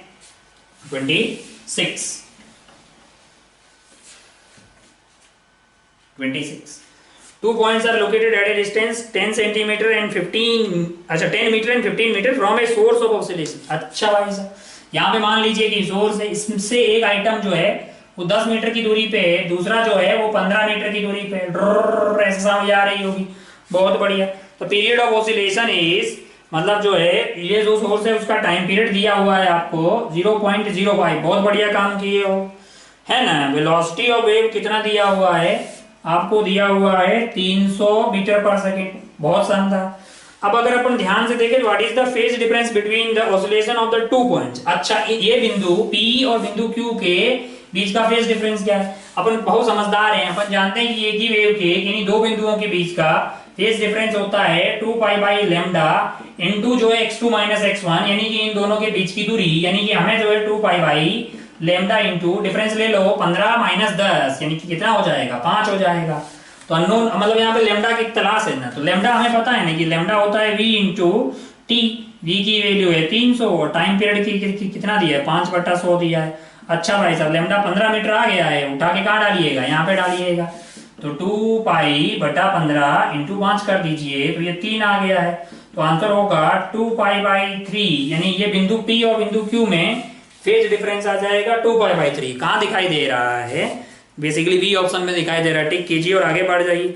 चलिए बढ़ते हैं 27 पे।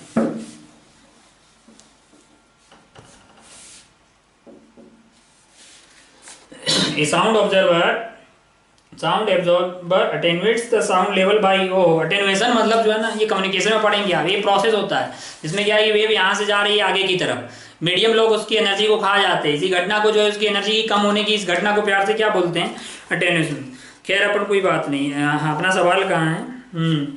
जो है 20 dB से मतलब लाउडनेस उसकी जो है 20 dB से कम हो जाती है तो इंटेंसिटी कितने फैक्टर से कम होगी? अच्छा भाई बहुत बढ़िया। ओहो तो अपन जानते हैं कि लाउडनेस होती है 10 log I by I not, है ना। ऐसा ही मेजर और इसको dB में मेजर करते हैं, है ना, डेसिबल। I नॉट की वैल्यू होती है 10 की पावर -12 वॉट पर मीटर स्क्वायर। बहुत बढ़िया, बहुत ही शानदार। हमें ऐसा बोला है कि कहीं और गए, मतलब कहीं और गए तो वहां पे लाउडनेस 20 से कम हो गई तो 10 log I की जगह क्या आ गया होगा? I डैश आ गया होगा। अच्छा भाई ओहो बहुत बढ़िया। हमें किसकी तलाश है? हमें ये बोला है कि इंटेंसिटी जो है कितने फैक्टर से डिक्रीज वगैरह हुई है ये निकालना है। तो आप क्या कीजिए 1 में से 2 को सब्ट्रैक्ट कर दीजिए ताकि ये L माइनस L ये कार्यक्रम 20 हो जाएगा और ये जो 10 है ये माइनस ये तो 10 तो कॉमन आ जाएगा, लॉग ए माइनस लॉग बी हो जाएगा ना। थोड़ा फास्ट लिख दें क्या? I by I not minus log I dash by I not, है ना। अब आप इतना समझदार है कि भाई लॉग ए माइनस लॉग बी लिखा होगा, ये तो कट गया 2 आ गया है। 2 is equal to 10 of a by b लिखा होगा ना, ये log a minus log b को log a बाई b लिख सकते हैं तो I नॉट से I नॉट कट जाएगा, I by I not I dash आ जाएगा ना। अब अगर आप ध्यान से देखो तो log of I by I dash की वैल्यू 2 आ रही है, बेस कितना है 10 है। तो क्या मैं I बाई I डैश की इस वैल्यू को 10 की पावर 2 नहीं लिख सकता हूँ? बेसिक लॉग लगाया है, कोई बहुत क्रांति तो लाया नहीं हूँ मैं। तो ये आइटम तो 100 आ गया है। क्या पूछा है आपसे? अरे यही पूछा है, मतलब जो आपके पास जो नई पुरानी और ये नई का जो रेशियो है यही ना पूछा है। हाँ तो intensity decrease by factor of 100, तो ये तो ऐसा तो ऑप्शन ए में दिखाई दे रहा है। टिक कीजिए और आगे बढ़ जाइए। चलिए भाई साहब बहुत बढ़िया 28 पे चलते हैं। कुल मिला के आपको ये फॉर्मूला ध्यान होना चाहिए, खूब सारे सवाल आप कर पाएंगे, है ना। 28 लाउडनेस मेजर करने में काम आता है formula. 28 A wave traveling along x axis described by the equation। अच्छा भाई ओहो x के along जा रही है और वेव की हमें इक्वेशन दी है 0.005 cos alpha x minus beta D. बहुत बढ़िया। चलिए wavelength and the time period मतलब जो है लैम्डा तुम कहना चाह रहे हो कि भाई 0.08 मीटर है। बहुत बढ़िया। और तुम ये बोलना चाह रहे हो कि टाइम पीरियड जो है वो 2 सेकेंड है, ये भी हमें कबूल है। अब पूछा है कि अल्फा और बीटा जो है वो अप्रोक्सीमेटली कितने हैं वो हमें पता करना है। हम इतने समझदार हैं कि हमने देखा ध्यान से, हमको एक प्रोग्रेसिव वेव दिखाई दी, ट्रेवलिंग वेव है, और हम जानते हैं कि ये जो आइटम है वो ओमेगा टी होगा और ये वाला जो है वो के होना चाहिए। और हमने शक्ल देखते ही बोल दिया कि ये जो वेव है वो पॉजिटिव एक्स डायरेक्शन में जा रही है ना, क्योंकि साइन अलग अलग है। चलिए, तो अगर ओमेगा अपने को कोई बोले कि वो बीटा है, तो ओमेगा ओमेगा बीटा हो गए। टाइम पीरियड कितना दिया हुआ, टाइम पीरियड होता है 2 पाई बाई ओमेगा, यानी 2 पाई बाई बीटा। ओहो, टाइम पीरियड तो 2 दिया है, तो 2 से 2 कट गया। चलिए, बीटा की वैल्यू क्या आ गई है, पाई आ गई है। बहुत ही शानदार, बढ़िया भाई साहब। अल्फा निकाल लें, अरे के दिया हुआ है, के अल्फा इसी मतलब के अल्फा है, तो के को अपन क्या लिख सकते हैं, 2 पाई बाई लेमडा है, that is equal to alpha है। बहुत बढ़िया। अच्छा, लेमडा दिए, अल्फा निकाल। तो अल्फा की वैल्यू हो जाएगी 2 पाई बाई लेमडा, कितना दिया हुआ, 8/100 दिया हुआ है। चलिए भाई साहब, तो ये अपना हो गया है 4 और ये 25 हो गया, 25 पाई दिखाई दे रहा है। तो अल्फा जो है मतलब वो होगा 25 पाई और बीटा होगा पाई, ऐसा ऑप्शन ए में दिखाई दे रहा है। टिक कीजिए और आगे बढ़ जाइए। ये था 28। 29 पे चलिए भाई साहब।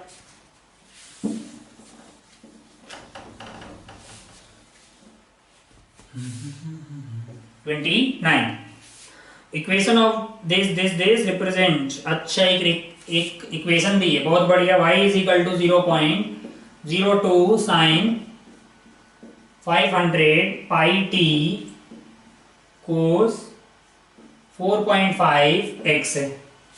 ये किसको रिप्रेजेंट कर रहा है, अगर आप ध्यान से देखो तो ये एक मतलब किस तरह के फॉर्मेट में है, ये एक स्टेशनरी वेव को रिप्रेजेंट कर रहा है कि नहीं कर रहा, कर रहा है। कि हम जानते हैं कि हर वो इक्वेशन जो 2a sine omega T plus alpha sign के, या फिर ऐसा मान लो कि भाई के एक्स पहले लिख लो, आपकी मर्जी है, sign K x omega T plus beta है ना, साइन कोस को आपस में तब्दील किया जा सकता है। तो ये एम्पलीट्यूड बता रहा होता है, और मतलब ये सारी बातें अपन जानते हैं। तो ये स्टैंडिंग वेव की इक्वेशन को रिप्रेजेंट कर रहा है बेसिकली। तो अगर आप ध्यान से देखें तो आपसे और पूछा गया है कि प्रोग्रेसिव वेव है।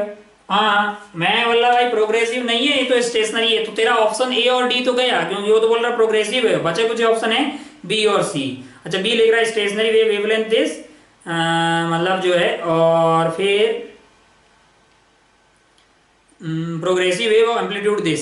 तो चेक कर लेते हैं एम्पलीट्यूड कितना है। अच्छा, अगर ध्यान से देखो तो एम्पलीट्यूड 0.02 है क्या, नहीं भाई 2a है 0.2, मतलब 2a की वैल्यू है 0.02, तो a की वैल्यू कितनी हो जाएगी 0.01 मीटर। तो हम अगर एम्पलीट्यूड बोल रहे हो 0.02, तो सी पे भी गलत हो गया। तो बचा कुछ ऑप्शन बी है, टिक करके आगे बढ़ सकते हो, है ना। बी में बोल रहा है कि वेवलेंथ जो कि 1.4 हो गया। हालांकि अपन पता कर सकते हैं, वेवलेंथ कहां से पता कर लेंगे, ये देखो जरा ध्यान से। आपको के दिया हुआ है, के की वैल्यू कितनी है 4.5 है कि नहीं है, और के को आप क्या लिख सकते हो 2 पाई बाई लेमडा है, तो यहां से लेमडा आ जाएगा 2 इंटू इसकी वैल्यू को 3.14 डिवाइडेड बाई 4.8 कर दीजिए, तो ये आ गया है 6.28 डिवाइडेड बाई 4.5 है। तो अगर आप ध्यान से देखोगे तो ये मतलब जो है 1 से ऊपर ही आ रहा है, ऑलमोस्ट आपको 1.4 के आसपास आता हुआ दिखाई देगा। तो आप ध्यान से देखेंगे तो ऑप्शन बी आपका आंसर हो जाएगा, है ना। तो इजी किस्म का सवाल था। चलिए बढ़ते हैं 30 पे।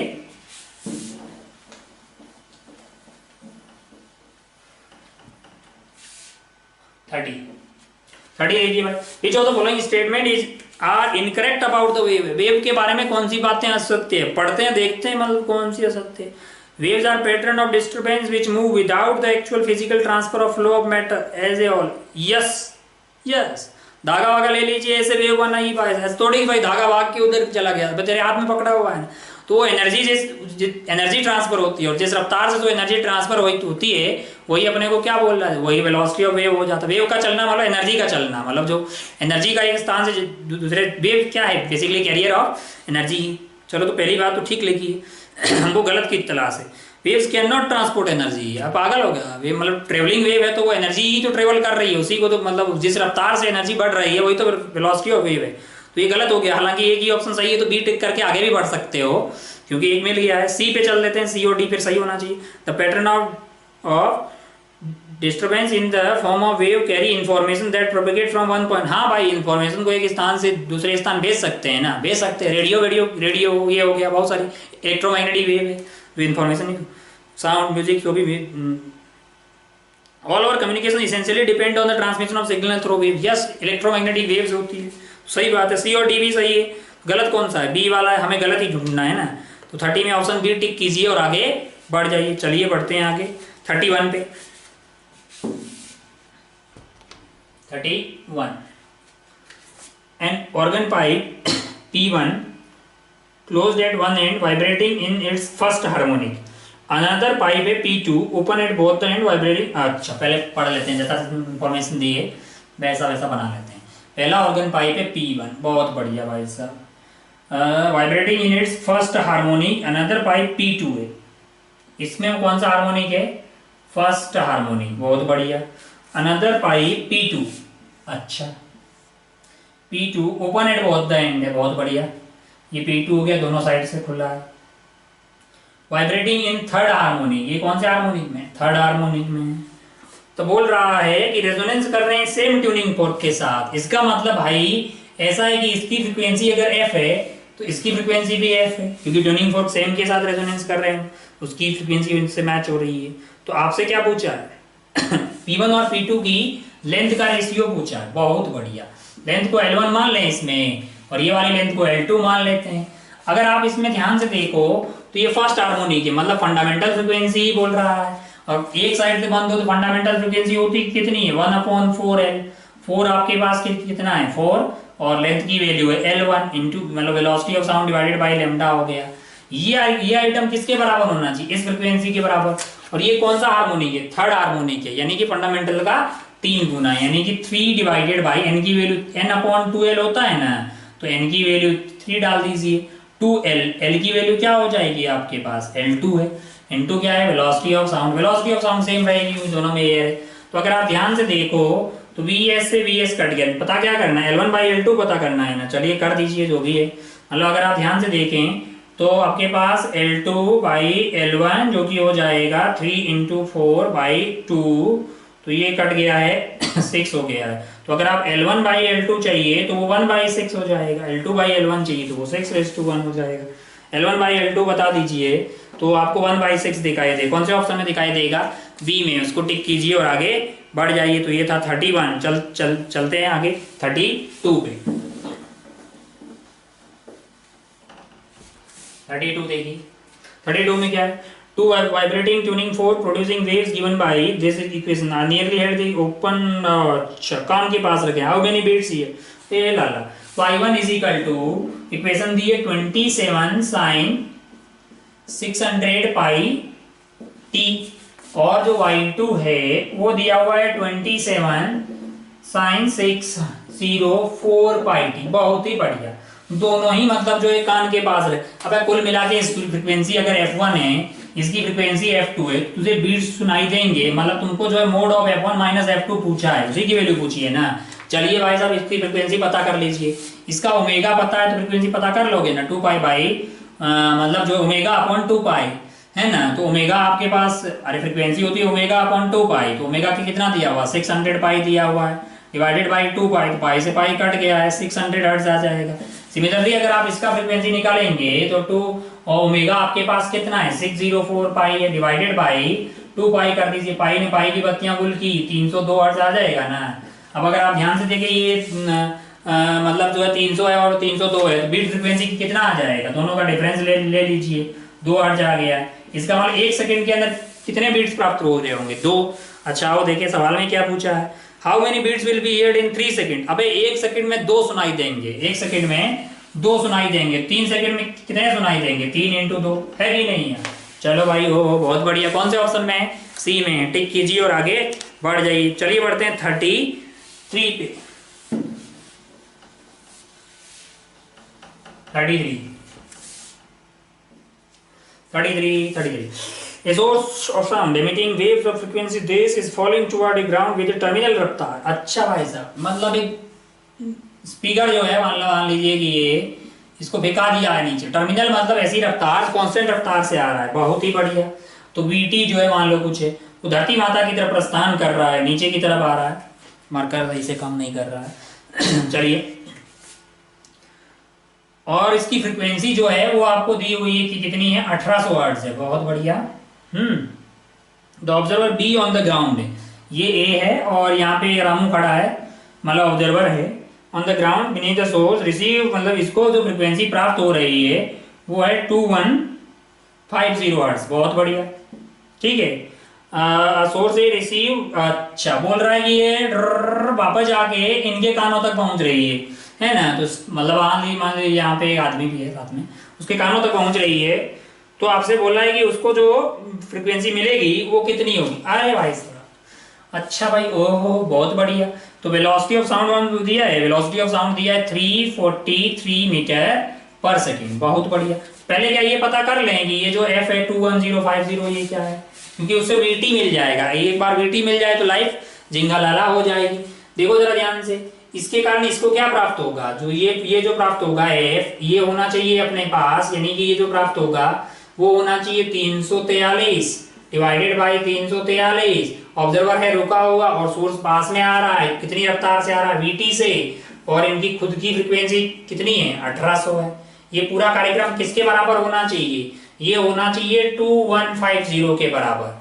उम्मीद है कि आप यहां से सॉल्व करके वीटी प्राप्त कर लोगे, है ना। हमारे पास बोर्ड भी लिमिटेड है और टाइम भी लिमिटेड। इसको जब सॉल्व करते हैं ना लाला, तो वीटी की वैल्यू जो अपने पास आ रही है वो 55.8372 मीटर पर सेकेंड आ रही है। मतलब इतना जो है वो इस इंफॉर्मेशन से पता लगे।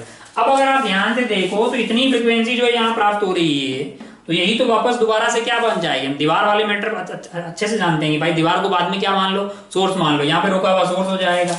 इनको क्या प्राप्त होगा, अब देखो जरा, frequency observe by observer A after reflection क्या हो जाएगा, 343 डिवाइडेड बाई 343, और ये ऑब्जर्वर उसके पास में जा रहा है, कितनी रफ्तार से जा रहा है, पास में जा रहा है तो प्लस लेंगे। कौन सी रफ्तार से जा रहा है, वीटी से जा रहा है। वीटी की वैल्यू क्या है, मैंने कहा ये रही। अच्छा भाई, ओह सोर्स ये आइटम की कोई रफ्तार नहीं, इनटू क्या करेंगे, यही वाला फ्रीक्वेंसी 2150। जब आप ये वैल्यू यहाँ रख देंगे और जब सॉल्व करेंगे तो आपको जो ये कार्यक्रम है ये अप्रोक्सीमेटली 2500 हर्ट्ज के आसपास आता हुआ दिखाई दे रहा है। तो ये ऑप्शन बी में दिखाई देगा और इसको टिक कर दीजिए और आगे बढ़ जाइए। चलिए, ये सवाल था 33, जल्दी बढ़ते हैं 34 पे, है ना। उम्मीद है कि आपसे ये हो गया होगा, बहुत कोई तगड़ा सवाल नहीं था। 34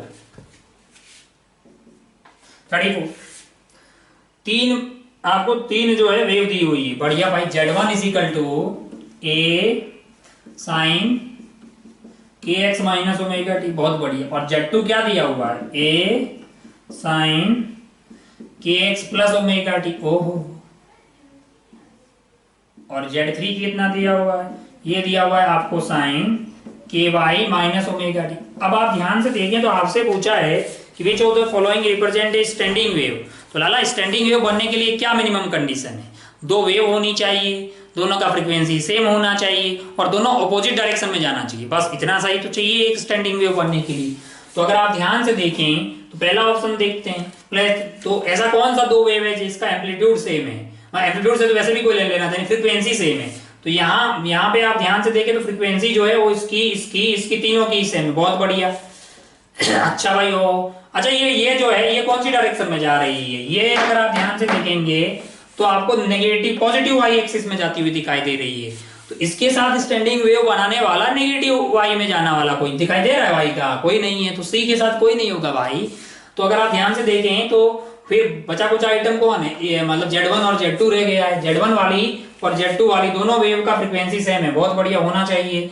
और ये वाली वेव जो है पॉजिटिव एक्स में जा रही, किधर जा रही है, पॉजिटिव एक्स में जा रही, और ये वाली नेगेटिव एक्स में जा रही है। तो दोनों का फ्रीक्वेंसी भी सेम है और डायरेक्शन अपोजिट है, तो ये स्टैंडिंग वेव बनाएगी ना। अच्छा, ये पॉजिटिव नेगेटिव जा रही है, कैसे पता लगेगा, अब यहाँ से देख लीजिएगा, ये जो x और t के कोफिशिएंट है, दोनों के साइन अपोजिट है तो किधर जाएगी, पॉजिटिव एक्स में, और अगर साइन सेम टाइप के हैं तो किधर जाएगी, नेगेटिव एक्स में। ठीक है, तो ये बहुत ही आसान सा सवाल था 34। चलिए बढ़ते हैं 35 पे।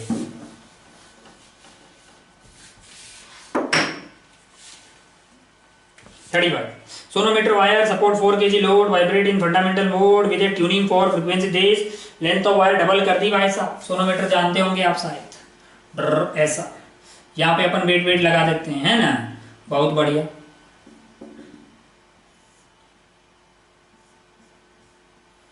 ब्रिज वगैरह बीच में। अब अगर आप ध्यान से देखें,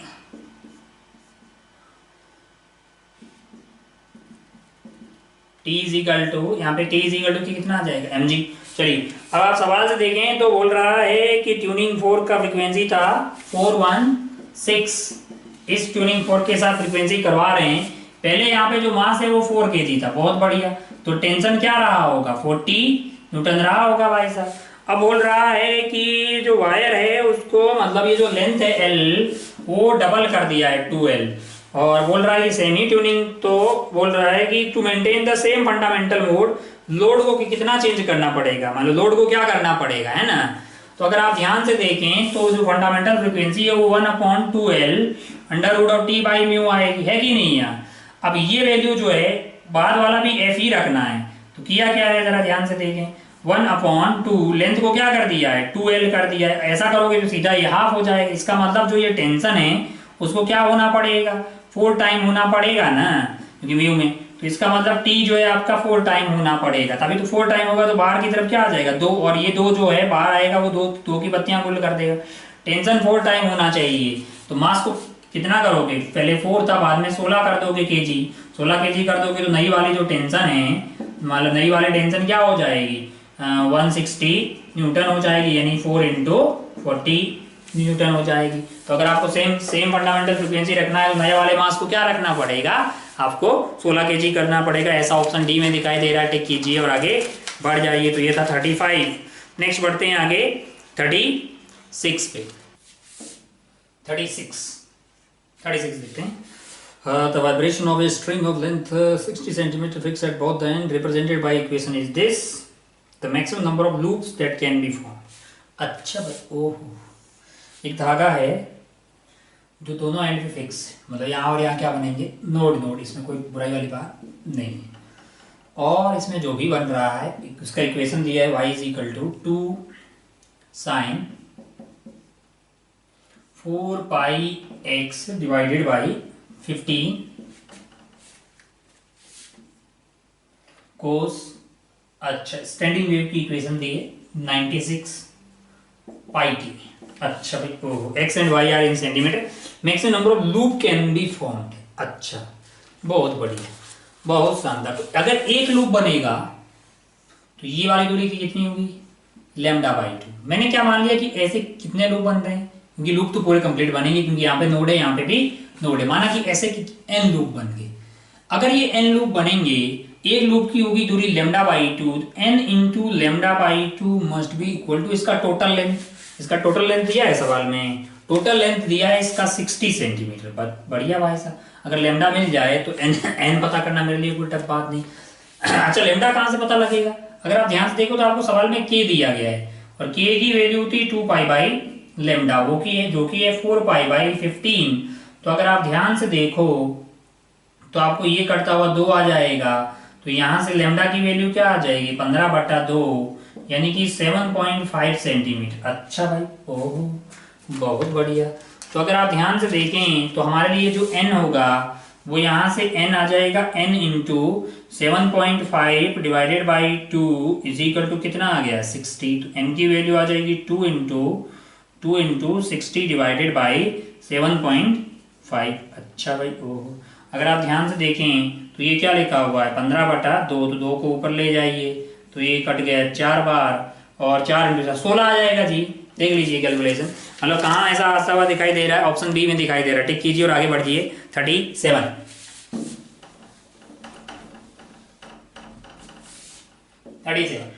चलिए, N1, N2, N3 are the fundamental frequency of 3 segments into which a string is divided, then the original fundamental frequency N of the string is given। अच्छा भाई, ओह, बहुत बढ़िया। एक धागा है जिसको 3 पार्ट्स में डिवाइड कर दिया, माना कि 1 2 3 part, length L1 L2 L3, total length कितनी होगी इसकी L1 + L2 + L3। यहाँ की फंडामेंटल फ्रीक्वेंसी है N1, यहाँ की कितनी है N2, यहाँ की कितनी है N3। तो जब टोटल लेंथ L होगी तब कितनी होगी। अच्छा भाई, फंडामेंटल फ्रीक्वेंसी होती क्या है, दोनों एंड अगर फिक्स हो तो आपके पास 1/2L × वेलोसिटी आ जाएगी। v बेसिकली क्या होगा T/μ, खैर वो तो इस पर डिपेंड करेगा। तो अगर आप ध्यान से देखें तो ये मतलब जो है v डिवाइडेड बाई 2, ये तो पूरा कार्यक्रम कांस्टेंट हो जाएगा ना, डिवाइडेड बाई L पे ही डिपेंड कर रहा है। है ना, मतलब इस पूरे को मैं k बोल रहा हूं तो k बटा l पे डिपेंड कर रहा है, यानी कि जो n1 होगा अपने पास वो k डिवाइडेड बाई l1 हो जाएगा। उसी तरह से n2 जो होगा वो k डिवाइडेड बाई l2 हो जाएगा, और n3 क्या हो जाएगा, k डिवाइडेड बाई l3 हो जाएगा। अब अगर ये पूरी लेंथ होती तब जो फंडामेंटल फ्रीक्वेंसी है ना, उसकी वैल्यू क्या होगी, तब हो जाएगी k डिवाइडेड बाई l, और इसको आप क्या लिख सकते हैं, k divided by l1 plus l2 plus l3। तो अगर आप ध्यान से देखें तो आप l1 को यहाँ से लिख सकते हैं, l1 को यहाँ से क्या लिख सकते हैं, k divided by n1। Similarly यहाँ से l2 को क्या लिख सकते हैं, k डिवाइडेड बाई n2, और l3 को क्या लिख सकते हैं, k डिवाइडेड बाई n3। तो ये वैल्यू को यहाँ पे उठा के डालिएगा तो ये k डिवाइडेड बाई n1 हो जाएगा, और ये k डिवाइडेड बाई n2 हो जाएगा, और ये k डिवाइडेड बाई n3 हो जाएगा।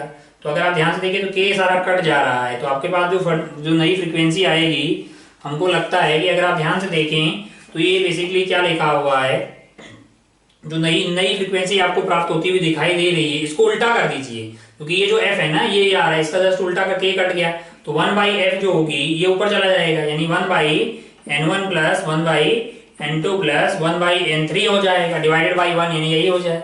अच्छा, इसने f को क्या लिखा, n लिखा है, तो यही आइटम भाई 1/n इज इक्वल टू, तो ऐसा कौन से ऑप्शन में दिखाई दे रहा है, बी में दिखाई दे रहा है भाई, सब टिक करें और आगे बढ़ जाएंगे। वैसे बहुत सारे सवाल आपको जगह जगह अलग अलग बुक्स अलग अलग बुकलेट में आते हुए दिखाई देंगे, एग्जाम में भी आए हुए हैं, है ना। चलिए बढ़ते हैं आगे, उम्मीद है कि आपसे हो गया होगा या फिर आप समझ में आ गया होगा आगे क्या करना है इस तरह के सवालों में। चलिए बढ़ते हैं आगे 38 an echo repeats two syllable. अच्छा भाई, ओहो, velocity of sound is 330 metre पर सेकेंड, और बोल रहा है कि 2 सिलेबी, यानी आप 2 वर्ड बोल रहे हैं तब तक आपको पहला वर्ड वापस आके सुनाई दे रहा है ना। मतलब अगर आपको नॉर्मली जो ह्यूमन है उसमें एक सिंगल अगर अपने को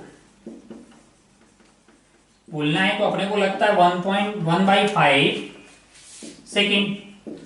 आप क्या कर रहे हैं, 2 बोल रहे हैं, मतलब 2 बार बोल रहे हैं 2 वर्ड्स, तब तक आपको पहला वाला वर्ड वापस सुनाई दे रहा है। इसका मतलब आप जब 2 बार बोल रहे हैं, मतलब आपको 1/5 प्लस 1/5 इतना टाइम इंटरवल हुआ है, तब तक क्या हुआ होगा, आपको इको प्राप्त हो गया। इसका मतलब आपने जो बोला वो गया होगा, टकराया होगा और वापस आ गया, माना कि ये दूरी x गया है, लौट के वापस आ गया, तो टोटल कितना चला है 2x, और इसकी रफ्तार कितनी थी 330 थी, और टाइम क्या लगा है आपके पास 1/5 प्लस 1/5 यानी 2/5 हो गया। तो हमें x की तलाश है, तो 2 से 2 कट गया है, 330 बटा 333 है ना, हाँ, डिवाइडेड बाई 5 कर दीजिए, तो ये आ जाएगा अपने पास, मतलब जो है 6 और देन 30 यानी 66 मीटर आता हुआ दिखाई दे रहा है। ऐसा आपको दिखाई देगा ऑप्शन ए में। तो ठीक है, अगर आपको इसका मतलब इस वर्ड इसका क्या मतलब है ये समझ में नहीं आया, नॉर्मल ह्यूमन जब बोलता है एक वर्ड तो मतलब जो दूसरा वर्ड बोलेगा तो इन दोनों के बीच में 1/5 सेकेंड का इंटरवल रहता है ना। तो तब तक वो पहला और दूसरा बोला है, तब तक उसको पहला वाला वापस सुनाई दे दिया है। 2 बोला है तो 1/5 × 2 कर दिए तो 2/5 आ गया है। खैर कोई बात नहीं, तो बहुत ही उतना कोई टफ चीज़ नहीं है। 39 पे चलें। 39 थोड़ा गर्मी है और अपने को टाइम का भी इश्यू है, इसलिए थोड़ा फास्ट हो रहा है कार्यक्रम। 39 what is the effect of humidity on the sound wave when humidity increases. अच्छा भाई, ओहो बहुत बढ़िया। तो हमने मतलब पहले ही पढ़ा है कि इफेक्ट ऑफ क्या क्या वेरियस पैरामीटर है उनका वेलोसिटी ऑफ साउंड पे क्या इफेक्ट होता है। अगर आप ध्यान से देखो तो वेलोसिटी ऑफ साउंड हमारे पास आई थी β/ρ, है कि नहीं है। बीटा इज बल्क मॉडुलस, मतलब फ्लूइड के केस में जैसे हवा वगैरह की बात कर ले या गैस की बात करें, और हमारे पास वेलोसिटी ऑफ साउंड आई थी सॉलिड की बात करें तो यंग्स मॉडुलस डिवाइडेड बाय रो। तो अगर आप ध्यान से देखो तो वेलोसिटी ऑफ जो साउंड है वो 1/डेंसिटी ऑफ, मतलब जो डेंसिटी ऑफ एयर होगी उस पर डिपेंड करेगा। अब अगर आप ध्यान से देखें, मान लो कि हमारे पास एक ह्यूमिड एयर है, कैसे एयर है, ह्यूमिड एयर है, और एक क्या है, ड्राई एयर है। हमें ये पता करना है कि इन दोनों में डेंसिटी किसकी ज्यादा होगी। जिसकी डेंसिटी ज्यादा होगी वहां पे रफ्तार कम होगी। अगर आप ध्यान से देखें, मतलब जो ऑब्जर्वेशन करें, तो जो ह्यूमिड एयर होती है उसकी डेंसिटी कम होती है। अगर डेंसिटी कम होगी तो फिर वेलोसिटी जो होगी वो साउंड की ह्यूमिड एयर के अंदर ज्यादा होती है। ड्राई एयर, पहली नज़र में हमें ऐसा लगता है कि ह्यूमिड एयर की डेंसिटी ज़्यादा होनी चाहिए, लेकिन प्रैक्टिकली ऐसा ऑब्जर्व नहीं किया गया, कम होती है, क्योंकि वैसे ड्राई एयर में सस्पेंडेड पार्टिकल्स वगैरह सब रहते हैं, ह्यूमिड एयर में वो सब सेटल डाउन हो जाते हैं। तो पहली नज़र में ऐसा लगता है हमें कि इसकी ये डेंसिटी ज़्यादा होनी चाहिए, बट प्रैक्टिकली ऐसा नहीं होता। ड्राई एयर की डेंसिटी ज़्यादा होती है तो ह्यूमिड एयर की डेंसिटी कम होगी। तो ह्यूमिड एयर में हमारे पास जो वेलोसिटी ऑफ साउंड होगी वो ज़्यादा आएगी। तो हाँ, जैसे बारिश हो जाती है उसके बाद ह्यूमिड एयर रहती है तो साउंड वाउंड बढ़िया सुनाई देती है ना, मतलब साउंड की रफ्तार ज़्यादा हो जाती है। बढ़िया गाना चलाइएगा उसमें। चलिए भाई, वो बहुत बढ़िया। ये सवाल नंबर कौन सा था? 39 था। चलिए बढ़ते हैं 40 पे।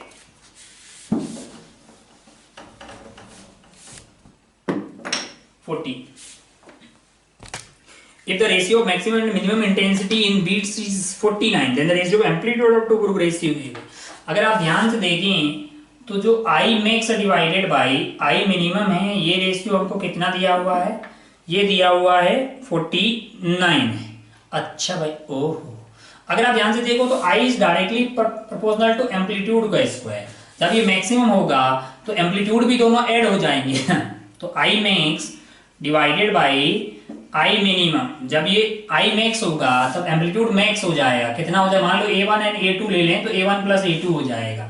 ये तभी होगा जब I मैक्स प्राप्त होगा, और जब I मिनिमम प्राप्त होगा तब जो A प्राप्त होगा वो भी मिनिमम होगा, यानी A1 माइनस A2।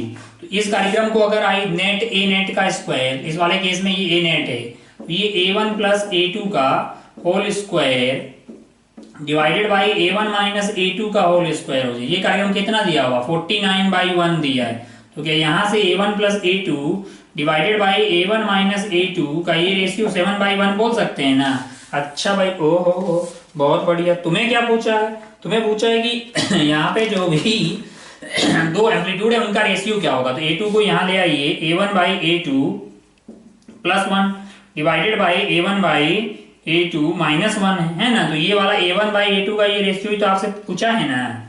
तो इसको मान लीजिए कि भाई ये कि कितना है, मान लीजिए x है, तो आपको x plus 1 divided by x minus 1 7/1 यही सोल्व करना है। तो x plus 1 is equal to 7x minus 7 है ना जी। इसको इधर ले आइए और इसको उधर ले जाइए, तो 6x इज इक्वल टू कितना आ रहा है? 8 आ रहा है। आ रहा है कि नहीं आ रहा? तो x की वैल्यू आ रही है 8/6 यानी कि 4/3, और x खुद ही क्या था? A1/A2। तो इनका रेशियो जो है 4/3 आ रहा है। कौन से ऑप्शन में दिखाई दे रहा है? बी में दिखाई दे रहा है। टिक कीजिए और आगे बढ़ जाइए। चलिए बढ़ते हैं नेक्स्ट क्वेश्चन पे, जो कि है अपना 41। समापन समारोह के काफी करीब पहुंचते हुए। चलिए 41, a whistle of frequency this is sounded on a car traveling toward a cliff with velocity 18 metre per second. मतलब इधर की तरफ एक कार जा रही है। अच्छा भाई, ओह, और उस पर हॉर्न बज रहा है, विजिल बजाई जा रही है, जिसकी फ्रिक्वेंसी आपको कितनी दी जा रही है? 1000 हर्ट्ज दिया। बहुत बढ़िया। और जो साउंड है उसकी रफ्तार आपको दी हुई है 330 मीटर पर सेकेंड।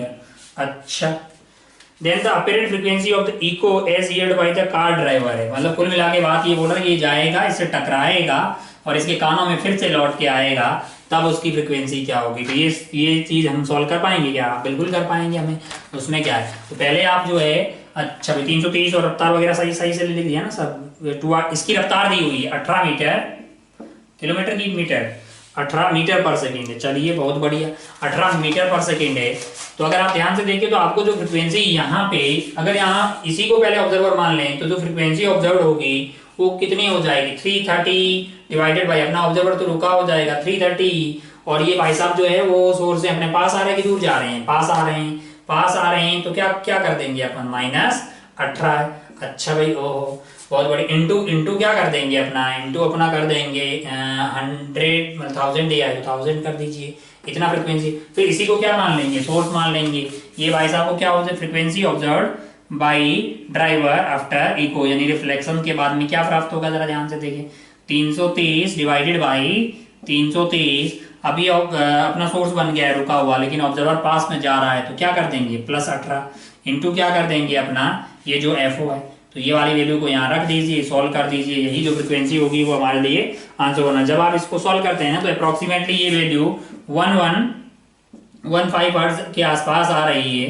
तो अगर ये आ रही है तो फिर तो ठीक है। हालांकि 18 मीटर पर सेकंड की जगह 18 किलोमीटर पर सेकंड होता तो 5/18 कर देते, 5 आ जाता, ढंग का होता। चलिए ठीक है, जो भी है। अब इसको देख लीजिए, कैलकुलेशन वाला सवाल है, कोई खास वैल्यू मतलब कुछ है नहीं कॉन्सेप्ट इसमें। हम जानते हैं कि भाई साहब मतलब जो है जो भी ऐसे रिफ्लेक्शन वाले सवाल आते हैं, अपन पहले इसको क्या मान लेते हैं, ऑब्जर्वर, रुका हुआ ऑब्जर्वर होगा, जो ऑब्जर्व कर रहा होगा फिर उसी को रुका हुआ सोर्स मान के एमिट करवा दीजिए, इनको जो मिलेगा वही फ्रिक्वेंसी ऑब्जर्व हो जाएगी, है ना। तो अलग अलग तरह के सवाल पूछते हैं कि एक इनको डायरेक्ट मिलेगी, एक यहाँ से मिलेगी, बीट फ्रिक्वेंसी वगैरह बताइए। तो ये सब सवाल कॉमन है, मतलब बहुत बार आते रहते हैं। तो ये था सवाल नंबर 41। चलते हैं सवाल नंबर 42 पे, है ना। चलिए 42 में आपको दिया गया है एक transverse wave represented by the equation. अच्छा, y is equal to 4 sine pi by 6। अच्छा, साइन 3x माइनस 15t। अच्छा, ऐसे ही स्टाइल मारा हुआ है 4 इंटू साइन पाई बाई 6 यानी साइन 30 डिग्री, ये तो भाई 2 हो जाएगा, है ना। 1/2 साइन 3x माइनस 15t। तो यहां से अगर आप ध्यान से देखें तो ये बन गया 2 साइन 3x माइनस 15t। तो अगर आप ध्यान से देखें तो आपके पास y is equal to a sine kx minus omega T. इस फॉर्मेट में इक्वेशन आती हुई दिखाई दे रही है। तो आपको क्या क्या चीजें यहां से मिल रही है, अगर आप ध्यान से देखिए, अगर आप कंपेयर करें तो a की वैल्यू आपको मिल रही है 2, लेकिन आपको एक ऑप्शन में दिखाई दे रहा है एम्पलीट्यूड 4, जो कि गलत हो गया है। अगर आप ध्यान से देखें तो आपको k प्राप्त हो रहा है 3, यानी k की वैल्यू मिल रही 3, और k को अपन लिख सकते हैं 2 पाई बाई लैम्डा, यानी मेरे लिए लैम्डा हो जाएगा 2 पाई बाई 3, यानी कि 2 इंटू 3.14 डिवाइडेड बाई 3। तो ये 2 पॉइंट समथिंग आता हुआ दिखाई देगा, यानी कि 4 पाई बाई 3 नहीं होगा, वो 2 पाई बाई 3 है। तो बी वाला ऑप्शन भी गलत है भाई। चलते हैं सी वाले ऑप्शन पे। सी वाले ऑप्शन में आपको क्या बोला गया है, वेलोसिटी बोला गया है, स्पीड ऑफ प्रोपेगेशन। तो वेलोसिटी ऑफ वेव होता है ओमेगा बाई के। ओमेगा की वैल्यू क्या है, 15 है, के की वैल्यू क्या है, 3 है। ओह, कितना आंसर आ रहा है, 5 मीटर पर सेकंड। ओह, देखिए जरा ऑप्शन, क्या इसमें 5 दिखाई दे रहा है, तो ऑप्शन सही हो गया है। अच्छा, बोला है कि पीरियड कितना होगा, तो ओमेगा का कितना है, 15 है ना। ओमेगा अगर 15 है तो टाइम पीरियड कितना होता है, 2 पाई बाई ओमेगा, यानी 2 पाई बाई 15। कहीं दिखाई दे रहा है ऐसा, 2 पाई बाई 15 नहीं है, पाई बाई 15 है, तो ये गलत हो जाएगा डी वाला। तो कौन सा ऑप्शन सही है, सी वाला है। तो 42 का आंसर हो गया है सी। चलिए बढ़ते हैं 43 पे। 43 देखिए भाई, if the intensity of two interfering waves is I1 and I2, contrast between maximum and minimum intensity is maximum. अच्छा, मतलब दो सोर्स से साउंड वाउंड आ रही है या लाइट, जो इंटरफेरेंस हो रहा है कोहेरेंट सोर्स से, तो अगर आप जानते हैं कि जहाँ कंस्ट्रक्टिव इंटरफेरेंस होगा वहां आपको I max मिलेगा, यानी I1 प्लस I2 मिलेगा, और जहाँ डिस्ट्रक्टिव इंटरफेरेंस होगा वहां आपको I minimum मिलेगा, I1 माइनस I2। हम लोग क्या चाहते हैं कि हमारे लिए जो ये रेशियो है ना, I max by I minimum का ये रेशियो, ये बहुत ज्यादा होना चाहिए, क्योंकि जितना ये कम होगा, जितना ये ज्यादा होगा, उतने ही अपने को डार्क और ब्राइट का डिफरेंस अच्छे से दिखाई देगा। हम लोग चाहते हैं कि ये रेशियो मैक्सिमम हो। ये रेशियो मैक्सिमम इन्फिनिटी भी हो सकता है अगर I1 और I2 सेम हो जाए मैक्सिमम करते करते। तो हमें अगर ये मैक्सिमाइज करना है तो I1 जो है वो I2 के बराबर होना चाहिए, तब उस वाले केस में ये रेशियो मैक्सिमम होगा। तो आपको कौन सा ऑप्शन आता हुआ दिखाई देगा, बोल रहा है I1 बहुत बड़ा होना चाहिए I2 से। अबे नहीं, क्योंकि अगर बहुत बड़ा होगा, बहुत बड़े में ये जोड़ोगे तो बड़ा आएगा, बहुत बड़े में छोटा घटाओगे तो भी बहुत बड़ा आएगा, तो रेशियो तो कम आएगा ना जी। अच्छा भाई, ओहो तो अपना आंसर जो है सी आएगा, टिक कीजिए और आगे बढ़ जाइए। 44 सेकेंड लास्ट।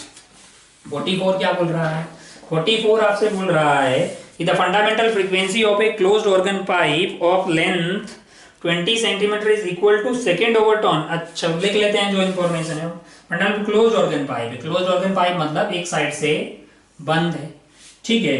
इसकी जिसकी लेंथ आपको कितनी दी है, 20 सेंटीमीटर, और इसकी जो फंडामेंटल फ्रीक्वेंसी है वो ओपन ऑर्गन पाइप के कौन सा वाला, सेकेंड ओवर टर्न के बराबर है।